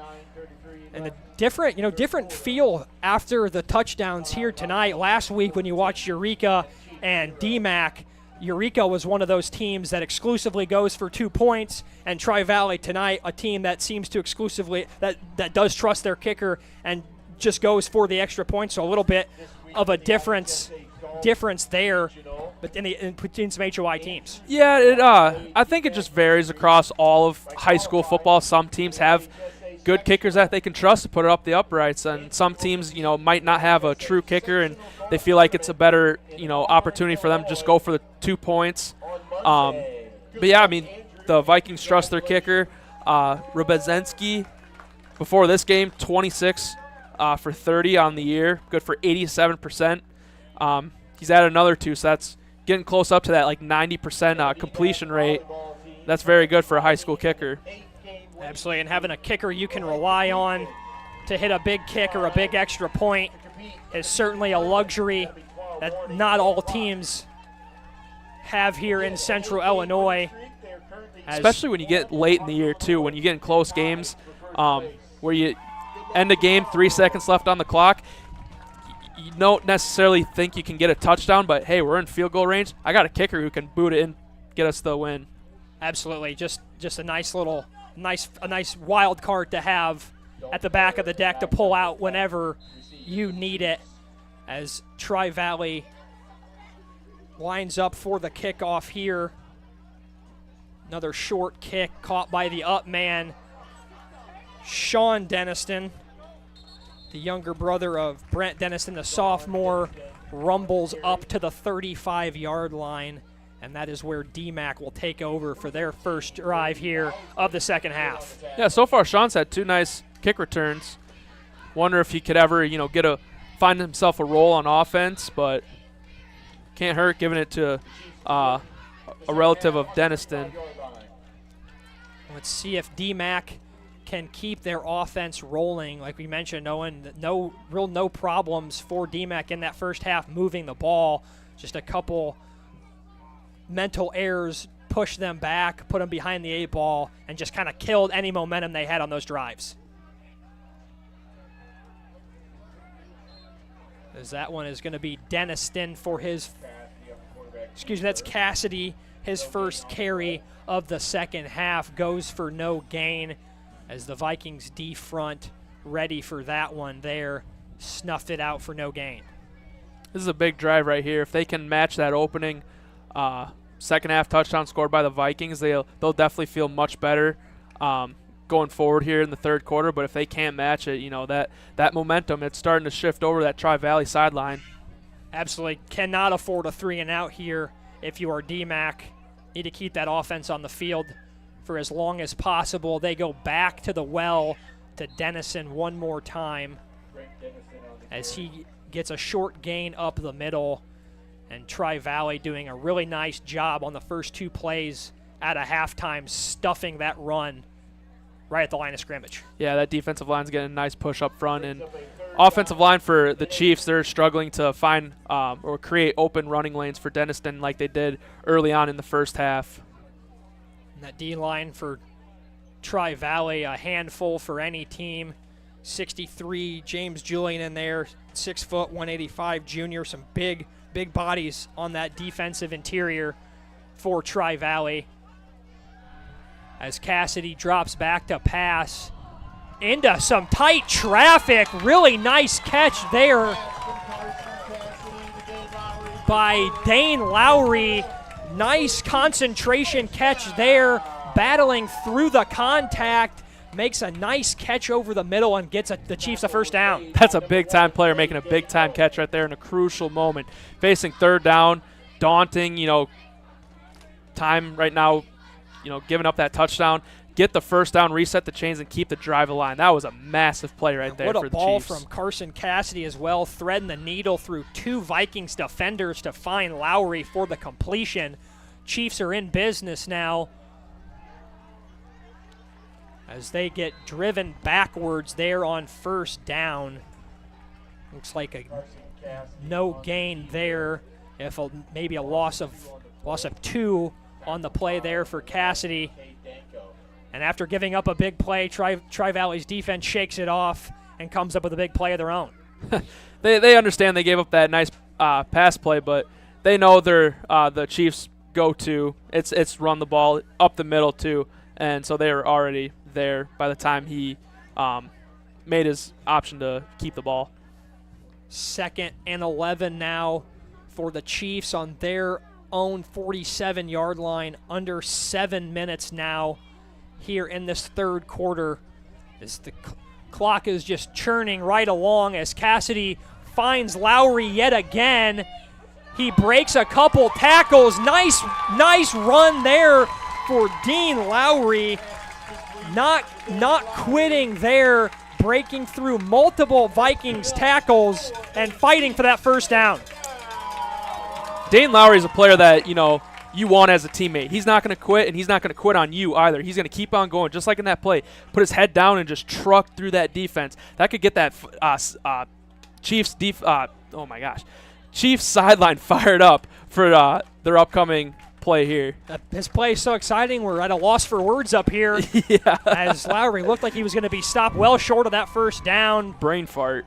Keeps the legs churning, keeps fighting. First down now for the Chiefs. Looks like that's a direct snap to Eccles, I believe, in the backfield. Not a whole lot there for Eccles on the first down play.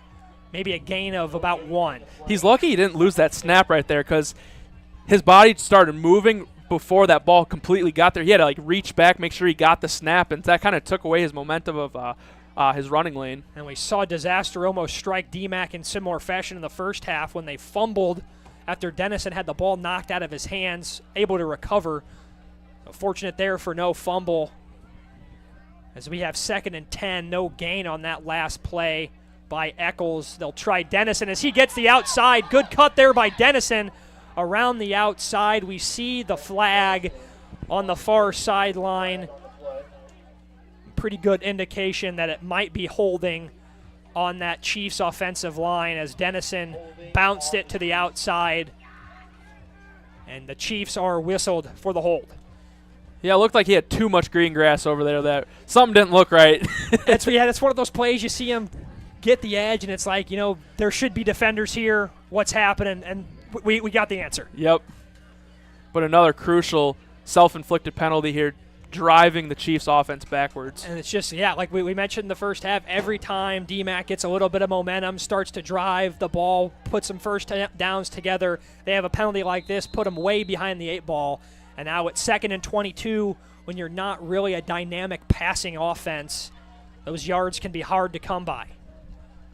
2nd and 21 now after the 10-yard holding penalty as he tries Dennison out of the backfield this time. And he does a really nice job to get back to the original line of scrimmage. Dennison on the reception gets 7 yards. And that is, we'll bring up about a 3rd and 14 here for the Chiefs. Yeah, very shifty player. Saw that kind of moving through the defense. And 3rd and 14, while not ideal, it's still a lot better than that 3rd and 20-something that could have been. And if you can dial up a play here, if you're Coach Cody Myers, to get you 7, 8, 9 yards, certainly within distance to go for it on 4th down. Let's see what Dee-Mack has here on 3rd and 14. Cassidy back to pass, unloads it. Deep ball looking for Eccles. No good. As that one falls incomplete. 2 Viking defenders back defending Eccles. Probably not the best decision thrown into double coverage right there, especially on 3rd and 14. You talked about maybe get a chunk play right here, make it 4th and manageable where you can think about going for it. 4th and 14, you can't really afford to go for it here. Just pin the Vikings back, and hopefully your defense can make another stop. That's exactly what Dee-Mack is looking to do here as Cassidy, the quarterback, also doubles as a little pooch punter as well. He's got the snap here. Good punt from Cassidy. Hits inside the 10. Beautiful punt there from Cassidy. Gets a Chiefs roll. Bounces out of bounds inside the 10-yard line, right around the 5. And boy, Dee-Mack has done a really nice job of pinning Tri-Valley deep in their own territory. Yeah, they've done a great job, but it doesn't affect Tri-Valley. They looked at their one touchdown drive in the first half. They went 95-plus yards down the field. To start the second half, that was a 70-plus yard drive. So, while, yeah, it's nice, but Tri-Valley's done a great job of not letting that affect them. Vikings fresh off their touchdown drive. Josiah Semblo having himself quite the night already. 2 touchdown runs for the senior running back. As looks like the ball might be loose on the field. You see the Dee-Mack sideline reacting. It is a fumble recovered by the Chiefs. And just like that, Owen, one of those mistakes by Tri-Valley, Dee-Mack takes advantage. Have to score here. What a huge play. Defense helping out that offense. We talked about how, they're backed up, but I was saying they've done a great job getting out of their own backfield. That time it bit them, and now they're really pinned up to make a short field stoppage. So you heard this Chiefs crowd come to life there after the fumble recovery. Dee-Mack back in business on Tri-Valley's 9-yard line.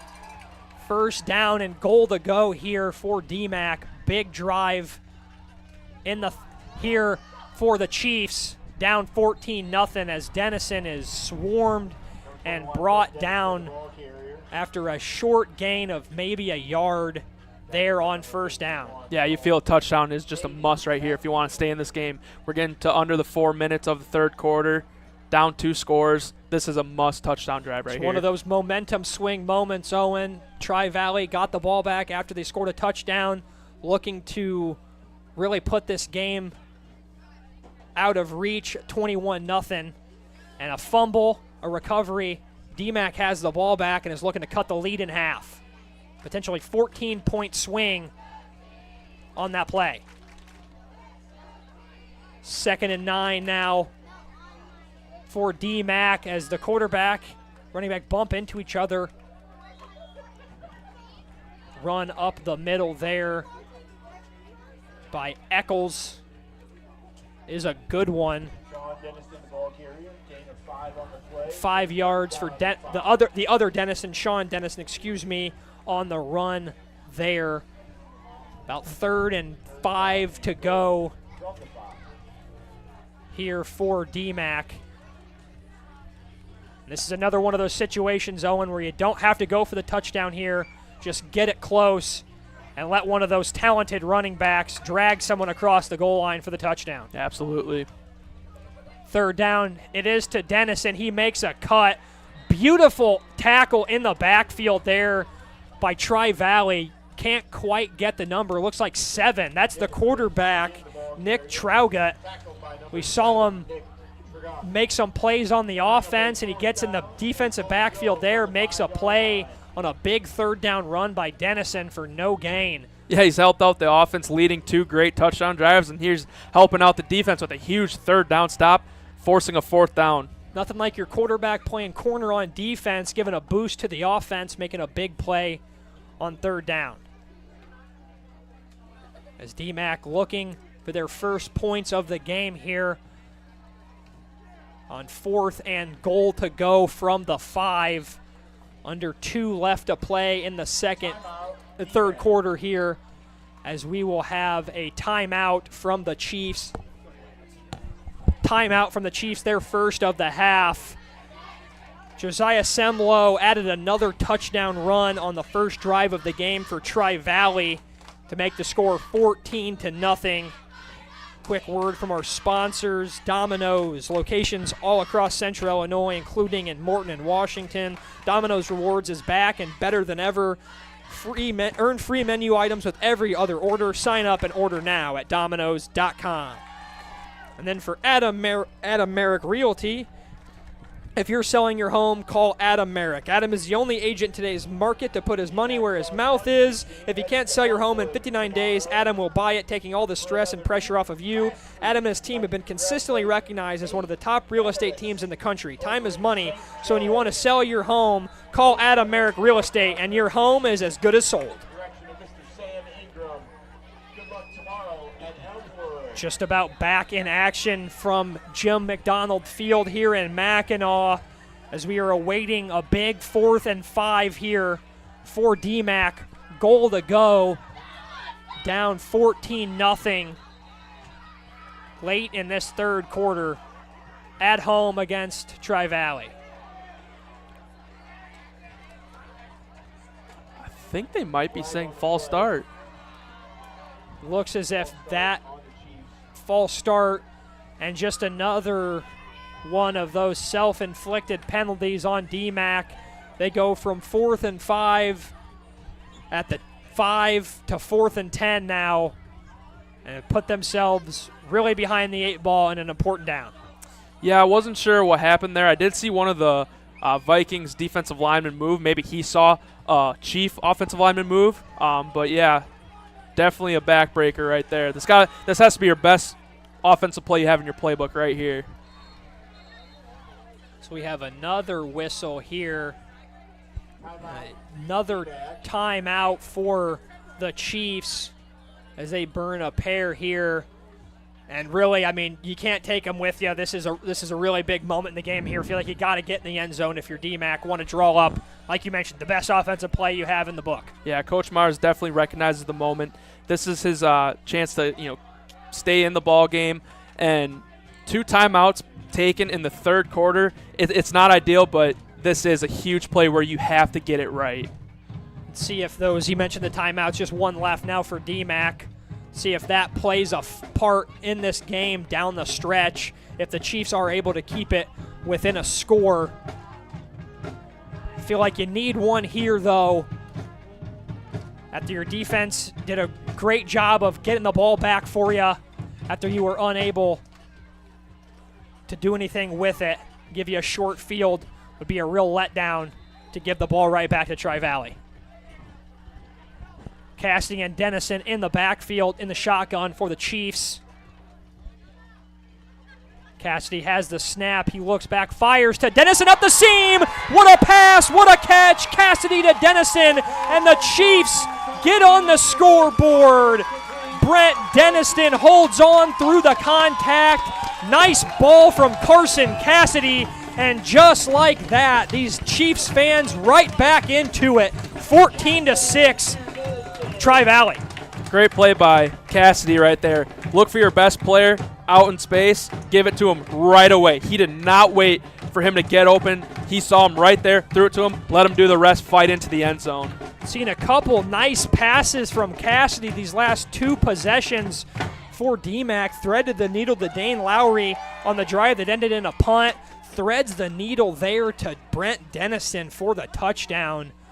Well done, Chiefs, as they go for two. Ball back as Cassidy hands that one off to Eccles. He goes the other way, in for the two-point conversion. A little bit of trickery there for Dee-Mack.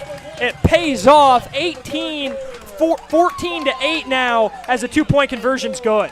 What a play. I mean, that can be the beauty of a wing T offense, the misdirection. That's what Coach Myers loves about the wing T and the single T hybrid that he has here at Dee-Mack. And we've seen it a couple times where we thought Dennison had the ball. It was Cassidy. Cassidy thought he had the ball. It was Dennison. This time it's none of the above. It's Eccles, the third man in the backfield, takes it in for the two-point conversion. And we have a real interesting ball game all of a sudden here, Owen. Minute 28 left, 14-8 in favor of the Vikings. Yeah, that was a huge moment right there. We saw Coach Myers call 2 timeouts here in the third quarter. It would have been huge had they not got that touchdown, but since they got it, it's looking a lot better now. Absolutely. The 2 timeouts pay off for Dee-Mack. Got a really good look. Got a lot of time to think about what they wanted to do there for that play. They draw up a good one. And strike pay dirt here as Dee-Mack lines up for their first kickoff of the game. The Chiefs student section getting loud now.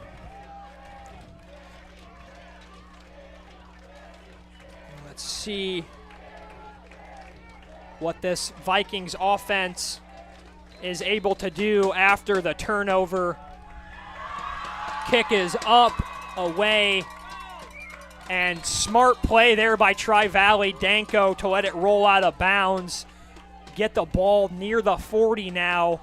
That's a huge penalty on the kickoff for Dee-Mack, as it gifts the Vikings a free about 20 yards. That's a great heads-up IQ play right there by Danko. You don't see that often here at the high school level. Kids just don't understand that kickoff rule. It's something you really only see college and at the NFL level, but seeing that here at high school, kid's got a smart head on his shoulders. And he got it on the second guess, too. Looked like he was originally going to go immediately pick up that ball, realize where it was at, let it roll out of bounds. Very high IQ play by Danko. 35-yard line now for Tri-Valley after the fumble on the last possession gave Dee-Mack a short field. Let's see what they're able to do as the quarterback, Nick Trogot, fake to Danko on the jet sweep up the mid, round to the outside, gets about 4 yards. Bring up about 2nd and 6 here for Tri-Valley. Yeah, very excited to see how they can bounce back from that turnover the last time. And can the Chiefs defense force another turnover? This Chiefs defense has really stepped up tonight. Tri-Valley, one of the more high-powered offenses in the entire state of Illinois, really. I mean, 42.4 points per game coming into this, as Dee-Mack has really dug in and made this a rock fight. Points very hard to come by tonight. It's another tough run up the middle. Josiah Semlo doesn't find pay dirt this time, as the Chiefs deny him the first down by about a yard. Another short third down here for the Vikings. Yeah, he had 24 carries in all of the first 5 games. Averages about 5 carries a game. We don't have an official statistician here, but it's definitely been more than 5 carries tonight. kind of going with the hot hand you got in the backfield. Yeah, absolutely. A little bit of a maybe hidden X factor here for tonight for Tri-Valley. Getting some production not from the normal names Danko and Traugat and Filarski. As we have the end of the third quarter here now. Both teams added touchdowns in that quarter. Josiah Semlo found the end zone for his second touchdown of the night to make it 14-0 Tri-Valley after a fumble and a short field. Dee-Mack punches it in on fourth down. Brent Dennison receiving touchdown. That is the score, 14-8. Owen, what a third quarter. Outstanding third quarter of football, and that's really set up for a huge fourth quarter here. You got Dee-Mack that's really kind of like on the fence of, okay, do we have to win out, or, you know, it sets them up for this opportunity to get a huge win that they haven't had in the past nine meetings with Tri-Valley. It's going to be a fun one to see the finish line. Absolutely not. Don't go anywhere, folks. Fourth quarter just getting started. We'll get a quick word from our sponsors before that gets underway. Domino's locations all across Central Illinois, including Morton and Washington. Domino's Rewards is back and better than ever. Earn free menu items with every other order. Sign up and order now at Domino's.com. For Adam Merrick Luxury Realty, if you're selling a luxury home, call Adam Merrick Real Estate. Adam and his team have been ranked by Real Trends as one of the top 25 teams in the country. Adam has sold over 14,000 homes in the past 20 years. Adam Merrick knows the luxury market better than the average agent. In fact, Adam and his team have a signature marketing program designed to help his clients sell more money and faster, allowing for fewer hassles. If you're in the market, don't sell without the intel of one of the best teams in the country. Call the Adam Merrick Real Estate team. Fourth quarter action just underway as Tri-Valley rumbled forward to pick up a first down, reset the chains. None other than Cade Danko again. I think head coach Josh Root must have been listening to the broadcast, Owen, because we were hammering for Danko to be more involved in the second half, and he has. Is a nice run up the middle to the side, back up the middle by Traugat as he gets near a first down for Tri-Valley. Nice moves there from the quarterback for the Vikings.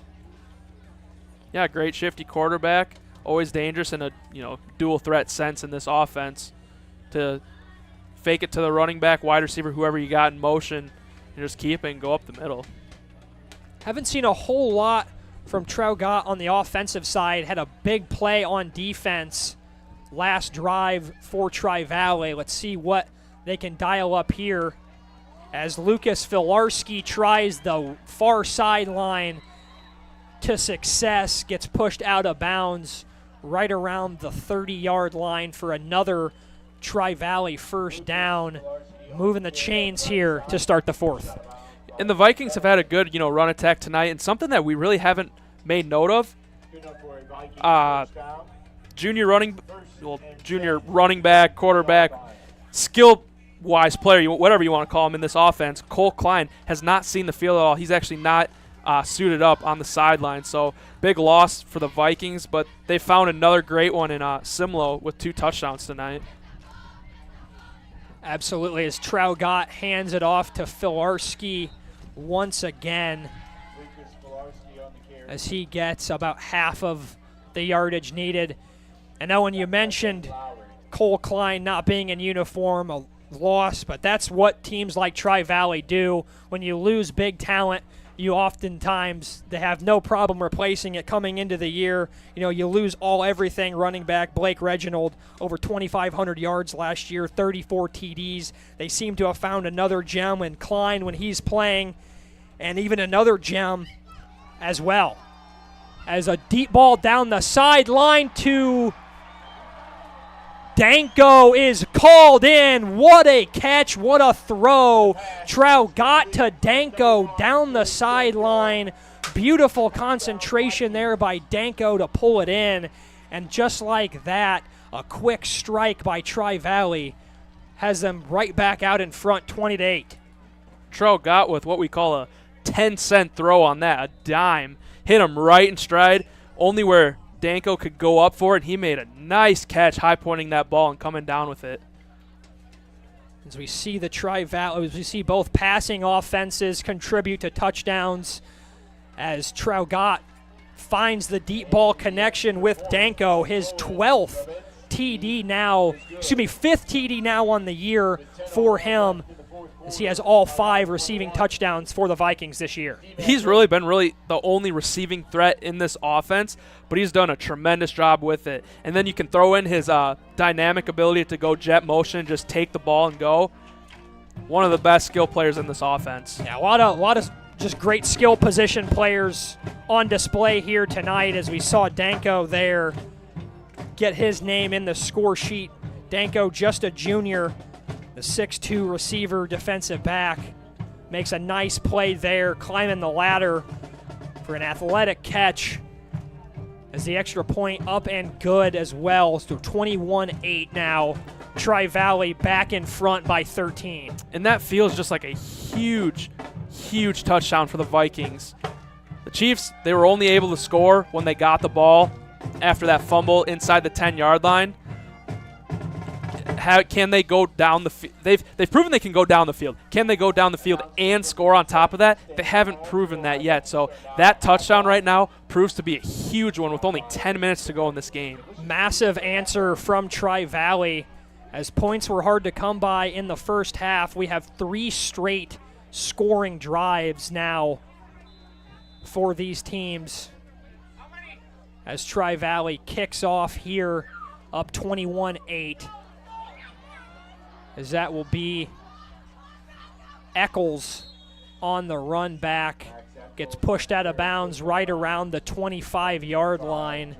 And that is where Dee-Mack will take over, down 13, needing some points here in a hurry. Yeah, as I'm watching the Chiefs kind of take the field on offense, Dennison puts his helmet back on. He was kind of limping, gimpy a little bit on that sideline, but as soon as he put on that helmet, jogged right out there, he's good to go. It's not going to affect him on this drive. Those helmets might just give him a little bit of superpowers out there, as, you know, just gutty performance for him tonight coming off that injury. He's really giving it his all, had some really nice runs, and just giving everything he can for this Chiefs offense tonight. Yeah, win or lose for the Chiefs tonight, you just got to give your hats off to Dennison for his effort tonight.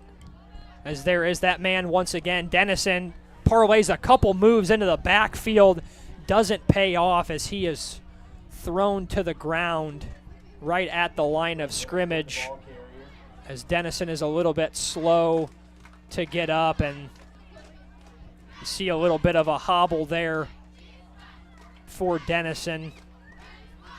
As we mentioned, tried to give it a go these last 2 weeks, was much more limited last week against Eureka.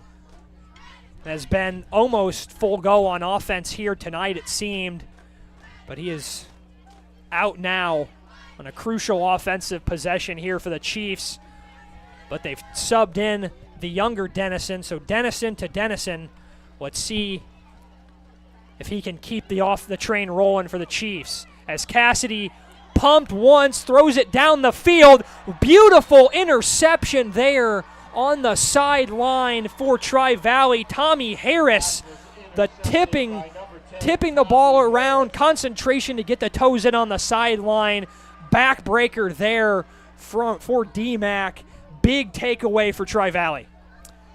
Yeah, that one hurts. You know, previous play after that, looks like you lose Dennison, and then you follow up with an interception. That's just a killer for the Chiefs. But a great play by the secondary of the Vikings. Great concentration to know you're right on the boundary. You got to keep the feet in while also trying to handle a bouncing ball. And despite Dee-Mack completing several passes tonight, Tri-Valley, it feels like, has been in the face of those receivers almost all night, as Danko once again not done.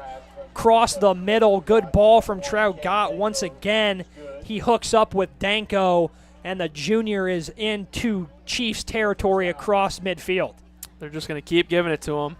And I don't blame him. He's a great playmaker. You know, until you can stop it, they're going to keep forcing it down the Chiefs' defense. As Traugat calls his own number now, breaks out of one Dee-Mack tackle, 2, 3 Dee-Mack tackles, still going near the first down. As an impressive run there by Nick Tragot. Stopped originally for short gain, keeps the legs moving, breaks a tackle, changes field, and gets a first down for the Vikings. And that's the complete opposite of what the Chiefs did great in the first half, the swarming tackling. They couldn't bring them down initially on that one. It's a nice play there by the Chiefs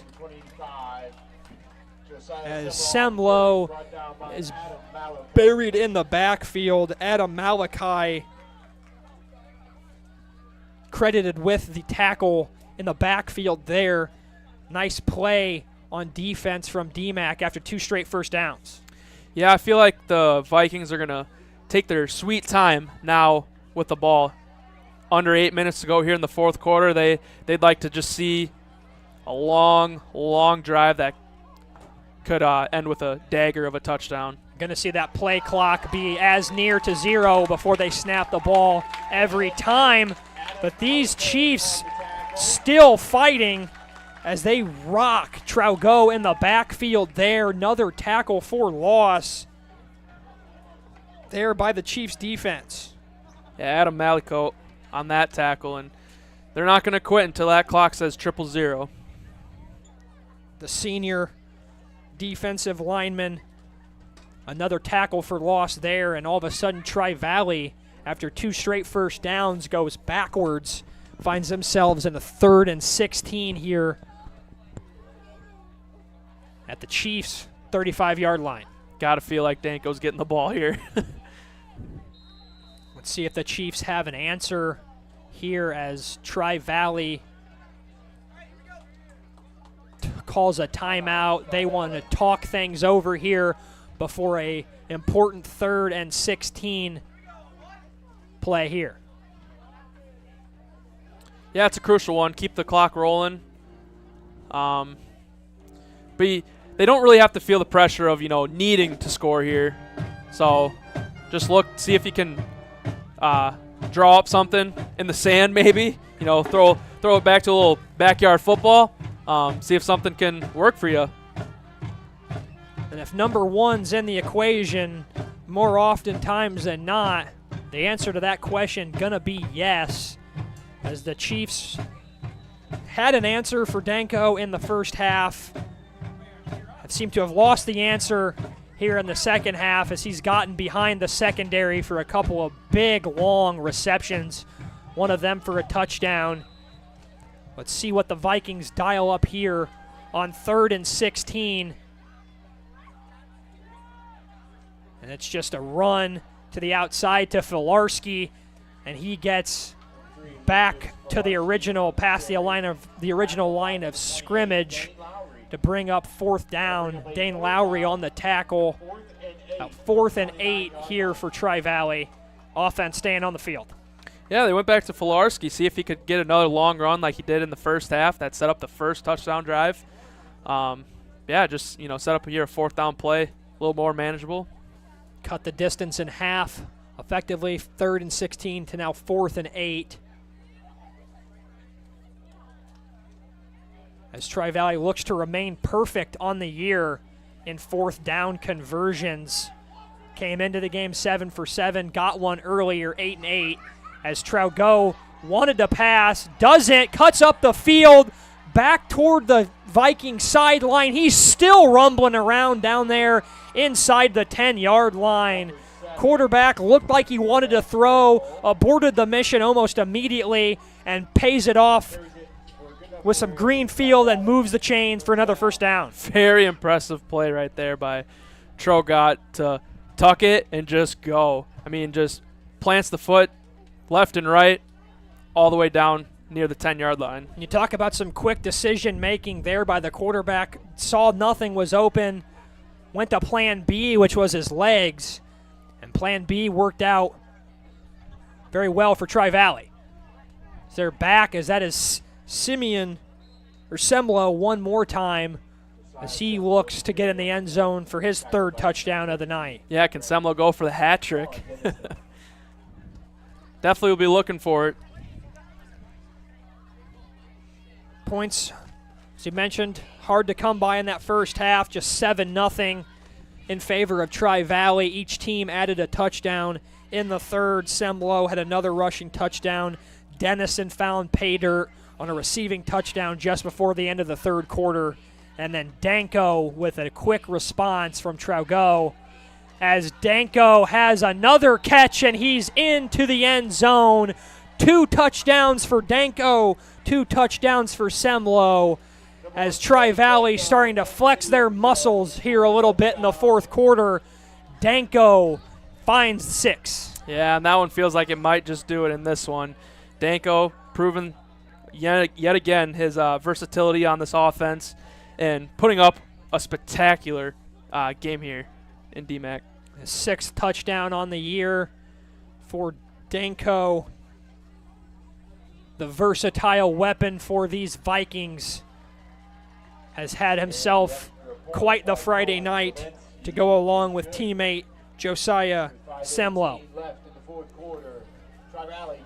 And Owen, after a score like that, takes two quick scores by Dee-Mack or by Tri-Valley, has really taken all the wind out of the sails, and not only the crowd, but it feels like the Dee-Mack sideline as well. Yeah, but I think it went before that when we saw Denniston hobble off the field. He was such an impact in the first half. Big reason why Dee-Mack played him close. To see him go off the field and then immediate play after throw the interception, I feel like that's kind of where the turning point was here in the second half. As we are just over 5 minutes left to play here in the fourth quarter from Jim McDonald Field. 28-8 in favor of the Vikings, as they look to move to a dominant 6-0, 4-0 in Heart of Illinois Conference play, as Dee-Mack looking to get off of their losing streak, currently sitting at 3 games. Yeah, Tri-Valley in the driver's seat to get a 3rd straight year Heart of Illinois Conference title. The kick is away, returnable for Eccles there near the 10-yard line. He's up near the 30. Nice return there for Max Eccles, about 20 yards. And get the Chiefs offense back out on the field in business. And I think now you want to just see some, good things come out of your offense. Can they still move the ball? A lot you can see right here, you can take into the next week when they take on Tremont. So this is still important right here for guys to, not just lay over and just take the loss in this one. You're still playing for something all the time, and you want to see that from your players here on this drive. Certainly learning opportunities abound no matter what the score is. This one is Eccles, as he makes a nice little burst around the edge there. Gets about 4 or 5 yards on the first down run. Yeah, another one of them misdirection plays. Surprised we didn't see more of those tonight. 7 on the play. 2nd down and 3. Looks like quarterback Cassidy slow coming off the sideline.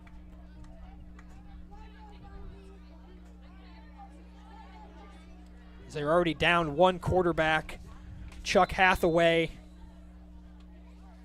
down with injury, as Cassidy comes out of the game now to give way. Looks like they're just going to go Denison and Eccles in the backfield,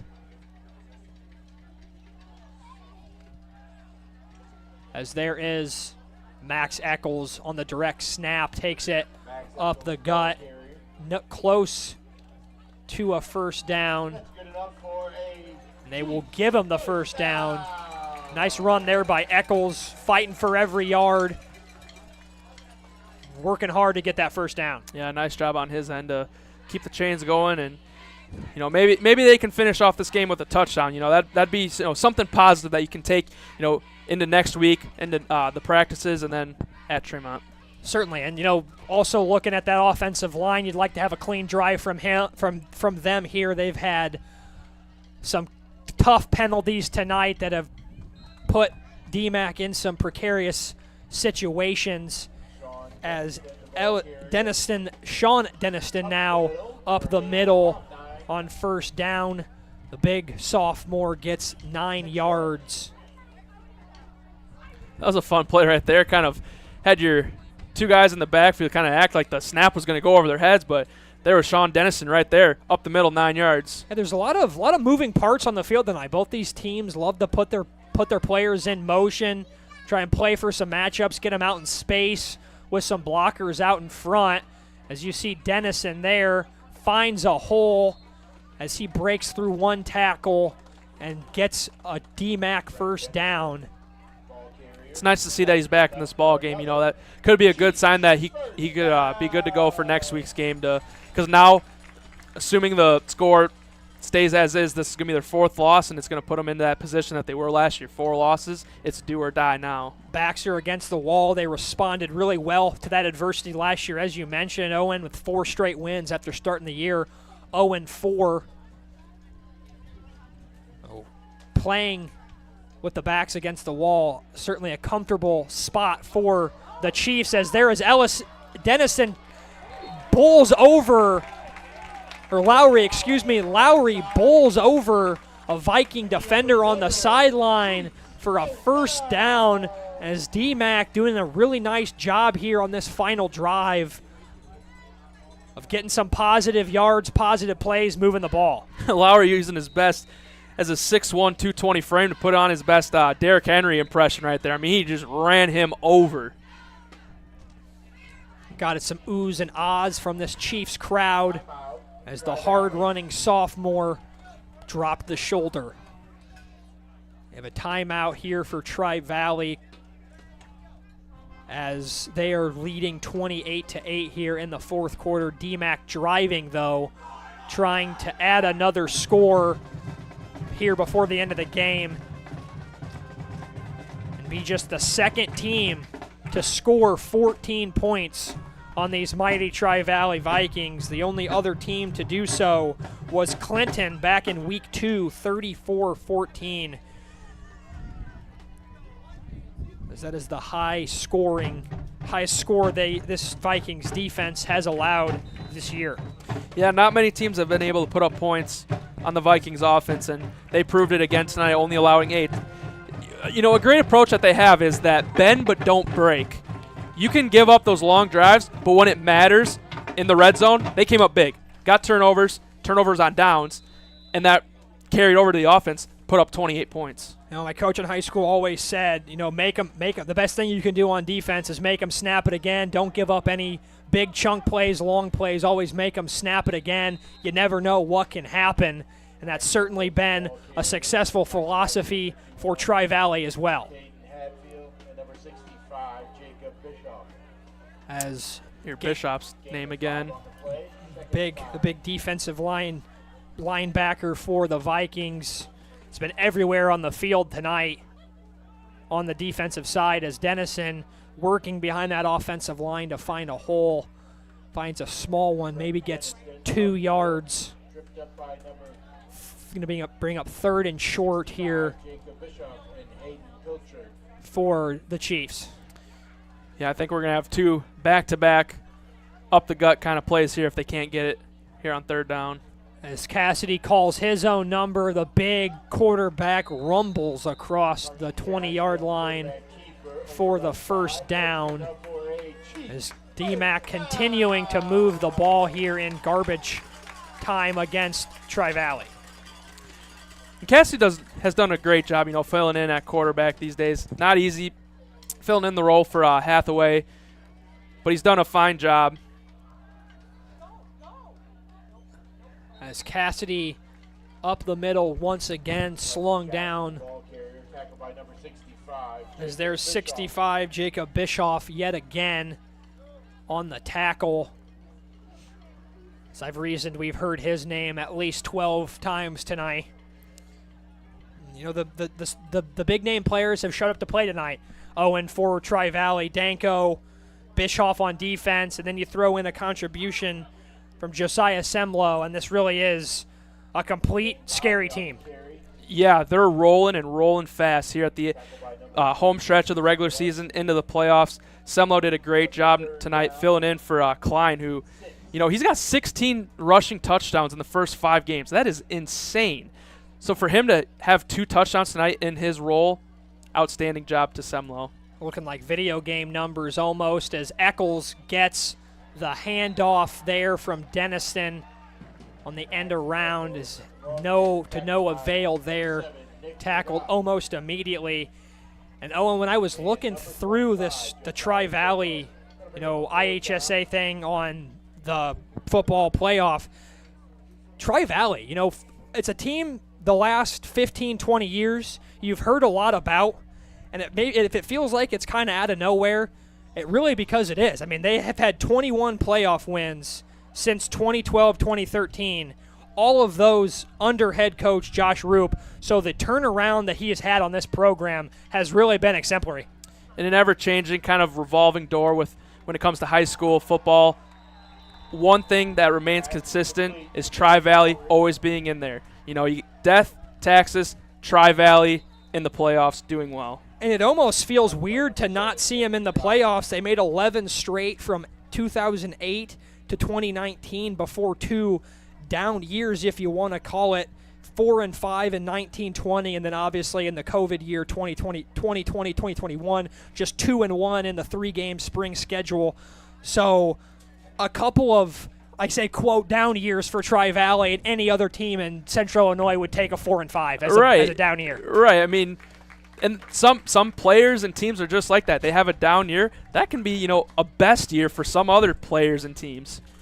Absolutely. As the final seconds get ready to tick off here, 20 left on the clock, as Tri-Valley has all but wrapped up their 6th victory to begin the year, moved to a perfect 6-0 overall and 4-0 in Heart of Illinois Large School Conference play. Dee-Mack with the loss, now with 4 losses in a row to drop them to 2-4, 0-2 in the conference.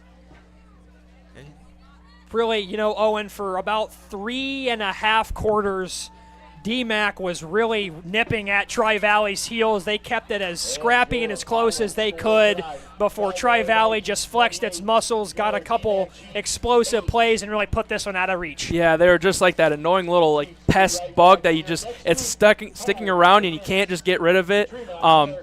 Great effort on their end. This was a game they probably coming into it should not, win, but they made it interesting for 3.5 quarters, as you said. But Tri-Valley, they're the better team in this. They have better playmakers that are currently on the field, healthy. I think that's a big factor in this too. But yeah, just proving that they're the better team in this one, and they're going to have a great end to the year. Some great action tonight in Mackinac from Jim McDonald Field. One quick word from our sponsors before we go off the air for the evening. First, for Domino's. Locations all around Central Illinois, including in Morton and Washington. Domino's Rewards is back and better than ever. Earn free menu items with every other order. Sign up and order now at Domino's.com. Adam Merrick Realty. If you're selling your home, call Adam Merrick. Adam is the only agent in today's market to put his money where his mouth is. If he can't sell your home in 59 days, Adam will buy it, taking all the stress and pressure off you. Adam and his team have been consistently recognized as one of the top real estate teams in the country. Time is money, so when you want to sell your home, call Adam Merrick Real Estate, and your home is as good as sold. Thank you to our great sponsors for tonight's broadcast. Owen, great to be in the broadcast booth with you tonight. Got to see some great action. Some closing thoughts. I think the best way to wrap this up is at halftime. One of the keys that we wanted to see from Tri-Valley was get Cade Danko the ball more. They did just that. 2 touchdowns on the receiving end. He was the difference maker in this ball game tonight. Semlo did a great job filling in for the loss of Cole Klein, and an overall great team effort, full fourth quarter effort by the Vikings tonight to come out on top here in Mackinac. And we have the final in Dee-Mack, 28-8, Vikings over the Chiefs. Thank you guys for watching. Have a good night. And keep sticking along with us all season. We'll be back next week again on ClutchSportsIL.com. Thank you. Have a good night.